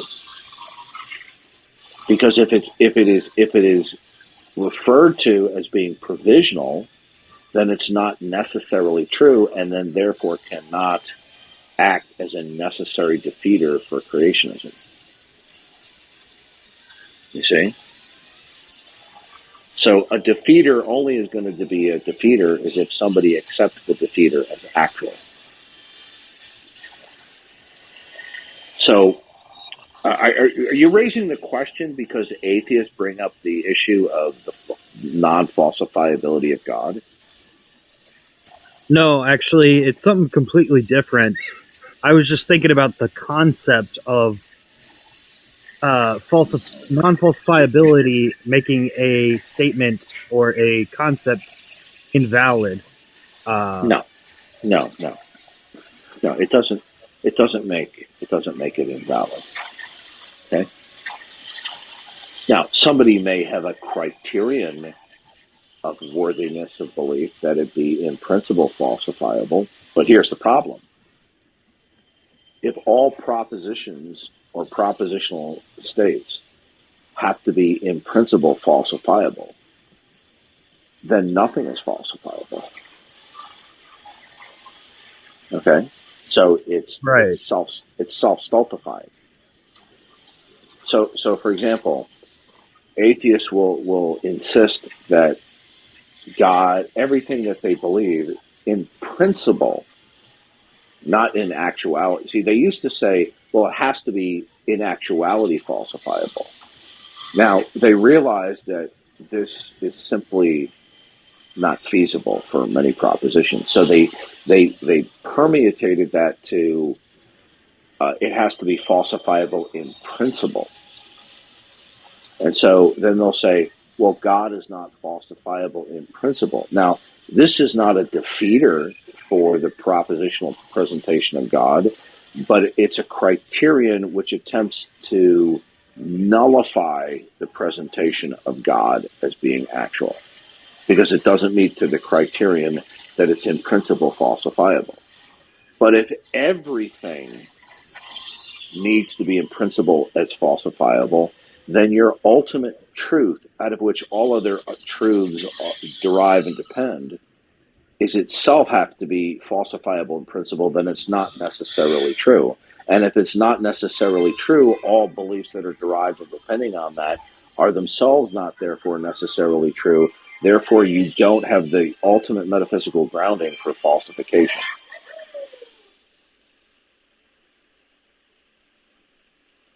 Okay?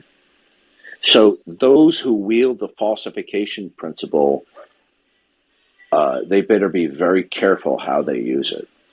Otherwise, it can come around and bite them on their rear end. Can you, I think this would help me understand a little bit better.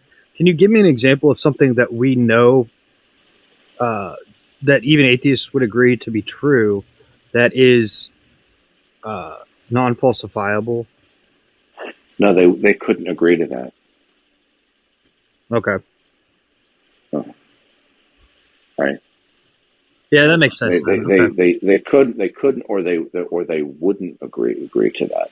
Okay. Something that would be completely and utterly unfalsifiable would have to be absolutely. Well, I hate to use this phrase because I criticize atheists for using it, but I'll use it as a colloquialism. It would have to absolutely be true. It would have to be true in the sense that it cannot be false. Okay? But you see, atheists are in an open system as opposed to a closed system, where in a closed system we have the ultimate, the absolute God, that then dictates all instances of what is, can be, and cannot be. They reject such a closed system, so they opt for an open system where anything they believe today could be falsified tomorrow or the next day. Right? Now, that's going to be an open system. So therefore, they cannot espouse that something is necessarily true, and it's true because it derives from that which is ultimate, that all truths derive and depend upon. But you see, most atheists that I've talked to and broached this topic, they They don't have a problem with admitting that they're in an open system as opposed to a closed system where God is the absolute that dictates all instances of what is, can be, and cannot be. And therefore, that means that some things can't happen while other things can. When they opt for an open system, they've already ruled out starting with God as the absolute truth. Even if they pretend, to go the agnostic route. So to adopt an open system metaphysically is self-stultifying. It's self-referential, and it defeats itself. Now, if you're confused at all about anything I said, don't let that trouble you, because it took me a while of thinking about these concepts over and over again before it became a bit more understandable. Okay, but thank you. Yeah, yeah. Don't be frustrated about being frustrated about not comprehending. Okay, not that I'm a genius, but when I first started hearing about this stuff, because some of it was new to me, I didn't understand the implications and ramifications. But after I thought about it more and more and more and ruminated in my mind, thinking about it, and I read some articles on the internet about the issue of falsification and how it is deployed philosophically or metaphysically, I understood more and more now. Not that I have complete understanding. I mean, I'm still working on it, but I think I understand the issue better than I did a year ago. But when they use it as a polemic in the atheist-theist, debate, it backfired on them. But interestingly enough, the National Academy of Sciences wrote a paper against creationism and intelligent design, and in one paragraph of the paper, they said that creationism and intelligent design was unfalsifiable. But then several paragraphs later, they said that it was falsified by the fact of evolution. And this is a common mistake that many of these people will make. On the one hand, they'll want to use the falsification principle to say that intelligent design is unfalsifiable, but then they'll turn right around and appeal to evolution as a fact in that it falsifies ID or creationism.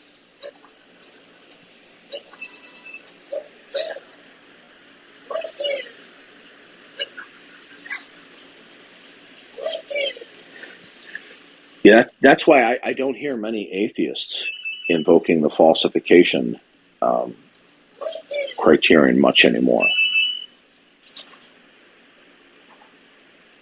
I remember there was this one atheist who I think he thinks he's a lot more smart than he actually is.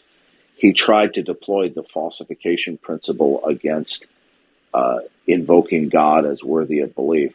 And then when I started to give him my critique, he was like a deer in the headlights, and he knew that he had no idea what he was talking about, that he was just simply whipping out an atheist cliche about the falsification principle. And so what he decided to do, because he wasn't equipped to handle my critique, he just decided to troll. And this is what they do.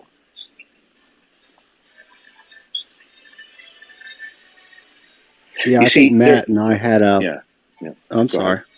No, go ahead. I was going to say that I think Matt and I had a guy come in the week before last one morning, and he was trying to, bring that up and say that, we're using that as a way to say that God is real because you can't falsify God.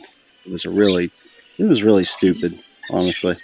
Yeah. Well, what happens is they'll listen to other atheists who, have more practice or reading in philosophy and atheist rationales, and they'll be impressed because they think that they're coming from a higher intellectual, level, and then they'll try to borrow on these concepts, not knowing how easy it is to annihilate these positions. And then once they encounter somebody who can annihilate it, rather than admit, the sophistry that they're presenting, then they start trolling. Okay, it's a tactic that they do. Look, there's not anything that they can say that can defeat God's revelation of himself. Okay? Now, atheists will hear this and they're going to snark. But you see, what we're dealing with is, when I say God's revelation of himself, we're talking about a composite worldview. So in order to defeat the composite worldview, you're going to have to present a worldview and ground it, identify it and defend it in order to use it as a negator or a defeater for the Christian worldview. So Van Til says that the Christian worldview, explicit claim, but they nonetheless are still making an implicit claim, and they need to be made aware of it and held accountable for it. Okay? If they're making an implicit claim, they're just as liable or accountable for defending it as if they said it explicitly. Okay? So whatever they say, it will always be like, for example, if they say the sky is blue, what is inherent in their statement is the sky is blue in virtue of the not God world. Okay, good. Defend that. Good luck defending it. Okay? And when they do try to defend it, they just bring out the old atheist cliches and slogans that they normally do, which are easy to annihilate. And this is why they troll so often. Because when they fail philosophically and intellectually, they're not going to give up. They're not going to concede that God is their creator and that Jesus is the Lord. So they just troll. Darth, since we were talking about Star Trek and my dad got brought up again, I'll tell you a quick 30-second story. Yeah. Back in the 80s, he would take these corporate trips to Dallas, and he would always try to bring me back some little toy, me and my brother. And he was in a mall down in Dallas. This is back in the heyday when malls were actually the thing. The malls don't really exist anymore. But he had gone into a toy store and bought us a couple of Star Wars figures, right? And, Star Wars or Star Trek? Star Wars, right? These were, those little Kenner, the original ones, right? Mm-hmm. And I can't remember which action, character it was. They'd probably be worth a lot of money now. But anyway, he's coming out and he's walking through the mall, and lo and behold, Leonard Nimoy is coming through the mall. No way. So he's in Dallas. Yes, and so he, he's like, I gotta try to get his autograph. Nobody was around him, so he went up to him and got his autograph. But the only thing he had were those little Kenner toys with him. So Leonard Nimoy,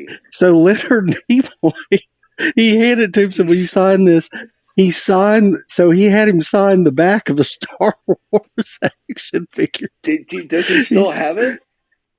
So he said when he handed it to him, that Leonard Nimoy turned it over, flipped over, looked at it, and then he looked at him and did his little eyebrow raise.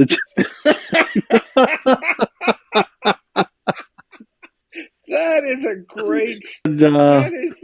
That is so great. He looks at it. Here he is, Spock from Star Trek, and you're handing him Star Wars toys. But he was such a nice guy that he signed it anyway. But he gave him the eyebrow raise. Oh God, that is so funny. Oh, that is a great story.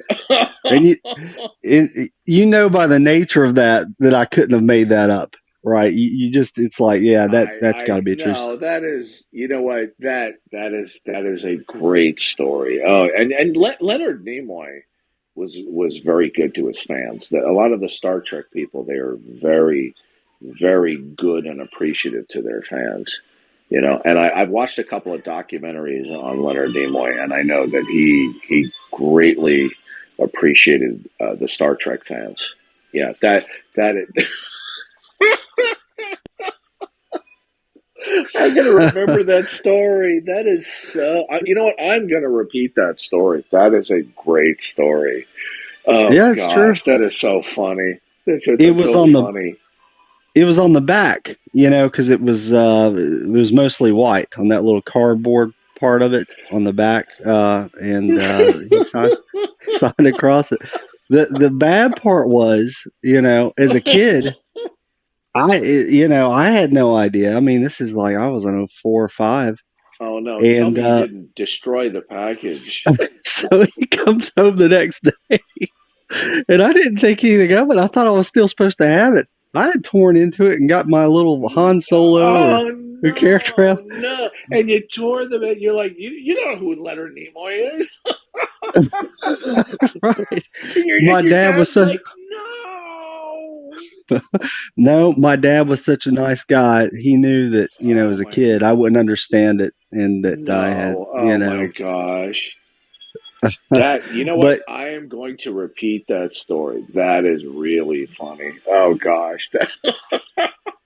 And the part where he gives the eyebrow to your dad.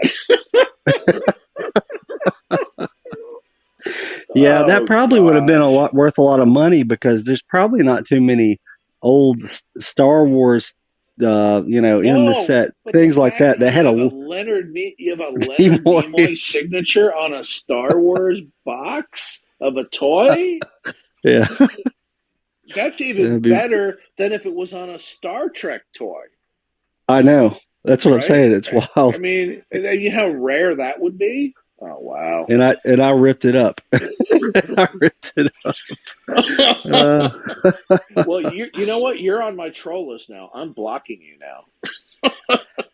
I had mentally blocked that out. Honestly, I had completely mentally Oh blocked it God, out. So that is great. So he ran into him in Dallas, Texas. Wow, that is something. It's sad that he's gone, and Uhura just died. She died, and I think all that's left is William Shatner and Walter Koenig, who played Mr. Chekhov. And I'm trying to think who else is left. Oh, Mr. Sulu. What was his name? George Takei. He's still alive. But Scotty's dead. The Doctor's dead. Uhura just died. Nichelle Nichols. She just died, and a lot of the other regular actors who were regulars but didn't have a lot of notoriety. They've passed.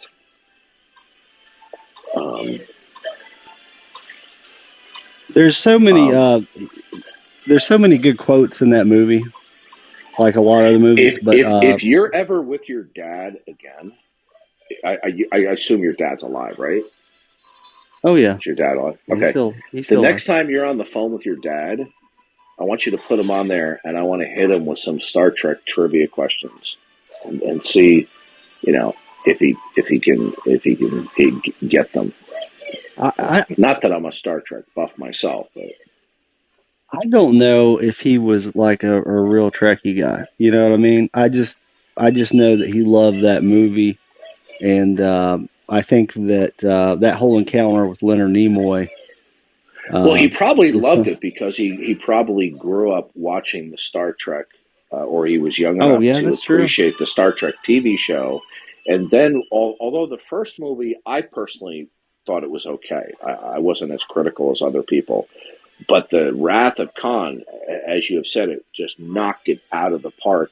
It was true to the original series and then some. That's what made the second movie so good.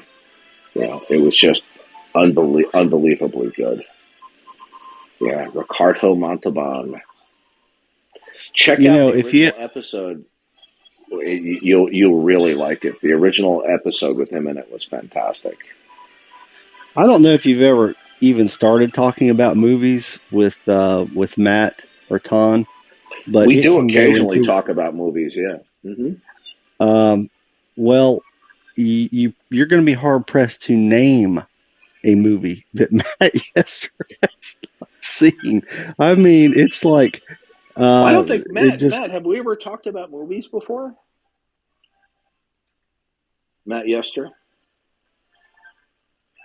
I don't think he's listening, because he would have already chimed in about 10 times. Honestly. Not that I'm a movie buff. It's funny. We've talked about movies on Discord and Clubhouse, and then somebody will say, well, Darth claims he's a movie. I've never claimed I'm a movie buff. I just like talking about older movies, that I remember from my childhood, my teen years, and as a young adult. There's just some great movies. Some people have not seen some of these older movies. So it's like, oh, you got to see these movies. Look, one night yeah. I did. I just to see. I kept going through, and I would go to Google Images. I'd type in a movie, and I would download it, and then I would put it on my PTR, just to some obscure picture of it or a character or something. And he would tell me what it was. I could not stump the guy. I mean, maybe like one out of. It went on for hours. I don't know if he's got pretty some. good. Yeah. I don't think I'm up to that level, but.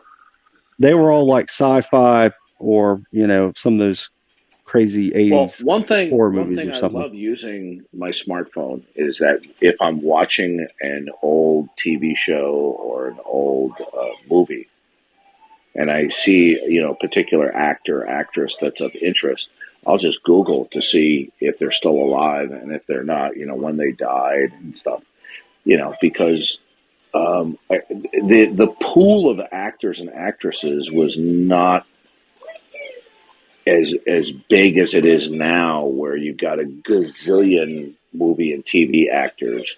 The pool was much smaller when I was growing up and when I was younger, and so some of these characters were much more memorable. So here's a question for you, okay? Yeah. In that movie, right? Kirk and Spock, they have this little talk that kind of sets the philosophical tone for the movie, which is where it all culminates to, right? The needs of the one. Yeah. The needs of the many outweigh the needs of the few or the one, right? Mm-hmm. Yes. So, what philosophical or what philosophy is that putting forward there? What would you classify that as? Utilitarianism? That's what I was about to say. That sounds like utilitarianism to me, right? Yeah. That's well, that goes back to the one and the many issue. Okay. What takes priority? The one or the many? Yeah. Well, it's funny you brought that up, because I had never even heard about that until I came on here and started listening to you and I Matt. didn't either until a couple of years ago. I couldn't tell you what the one and the many thing was. I didn't know anything about it. And as soon as I heard about it, I started to read about it so I could understand it. It's fascinating, right? Yeah, so it is. I've just in my own interest, I've been looking at things here and there. And I've just been looking at, I came across Pi this past week, and Pi has been on my brain a lot because it's. Yeah, you blew my mind with that. You blew my mind with that DM. I'm just going, oh, wow. Is that not crazy? Right? Because I didn't know that. Right? So it is actually one number. I did not know that. It's the mathematicians call it a transcendental number, okay, because it's non-algebraic. Well, the thing is, I don't think they can say that it goes on to infinitude. It just means they've tried to calculate it, and they can't find a stopping point for it. So, Well, they've gone to 64 trillion, and there's no pattern that they can detect. Well, maybe it ends at 70 trillion. You know? Well, I think it's reflective of the mind of God. I mean, I really do. And when these guys who take this view of whether I don't know if they're the strict materialists, right? And they say that, well, concepts are just, this thing that's created by the brain, but it's all physical, and we just they're all descriptive, and we just use them as conventional. This is the same right. claptrap this guy was saying earlier tonight. Right. So which finite mind created 64 billion or trillion digits of pi? What finite mind came up with that? Well, they'll reject that notion. It's just that these mathematics we just discovered that, That's well, is that is it abstract? I thought that the brain created the abstract. So whose brain is that in? Well, they'll say that mathematics is an abstract realm. It's abstract objects. Well, when I came in, I don't think you were in here, Matt and Ton were going back and forth with the guy saying that that doesn't exist. All that is. Oh yeah, I was physical. here for part of that, and I ended up kicking him for his dishonesty. Okay. He was making a universal declaration, and I said, by what means do you know that? And he gave purposely evasive and deceptive responses. Okay. Speaking of numbers and concepts and abstract principles reflecting the mind of God, have you guys ever seen Jason Lyle's presentation on the Mandelbrot set? Yeah, that's another one. No, I've heard of it. Darth, dude, you got to watch that. So if you go to YouTube, JT, Dart. JT, I have a little criticism for you. Yeah, go for it. I really enjoy when you give us input, but we're not getting enough of it. We need more. Yeah, definitely. Okay. Yeah, that's a tongue in cheek. I'm not really criticizing it. Well, thank you. When you've made comments, I'm like going, that's really good. I'm just saying, that's really good. So we need more of that. Well, I appreciate it. Thank you. Yeah. The Mandelbrot set? Yeah. Is that it? Look up on YouTube, Jason Lyle and Mandelbrot set. Okay. Yeah, I'm a big fan of his. I like him a lot. Yeah, your mind will be blown. Okay. There's all these. Funny? There's all the. You know what's really funny? The atheist female with the puppy dog haircut on Skeptic Generation YouTube channel. It's her and Eric Permboy Murphy. She did a whole multi-diatribe YouTube evaluation of Jason Lyle's book on logic, attacking him. And I'm just laughing watching this. And at the end of her multi-day critique, she tore up his book on logic. Now, can you imagine her going toe-to-toe with Jason Lyle? That I would pay to see.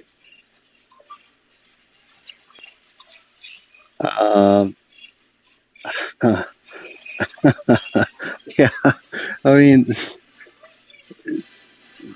when you hear somebody like that talk, and he goes and talks at a lot of different Christian functions, you can kind of every once in a while it'll pan back and show the audience, and you can tell they're kind of sitting there like, what is this guy talking about? And he's bringing it down in very simplistic terms, because he's not trying to be. He's great. He's great. I really like him a lot. I really like him. My favorite thing about Jason Lyle is the fact that he makes this just really strong argument of why Genesis, and not taking away from the literal interpretation of it, is so paramount. Yes. Amen. I really love that about him. Yeah. Okay. Excellent stuff. Hey guys, I gotta run. I'd like to stay and listen, but I gotta go. Okay. All right. Thanks. Yeah, man. Hey, thanks for that Leonard Nimoy story. Yeah, I got to talk to my dad about that again. See what he says about it. I haven't talked to him about that in I years. actually got to run too, but I'll be back in a little bit.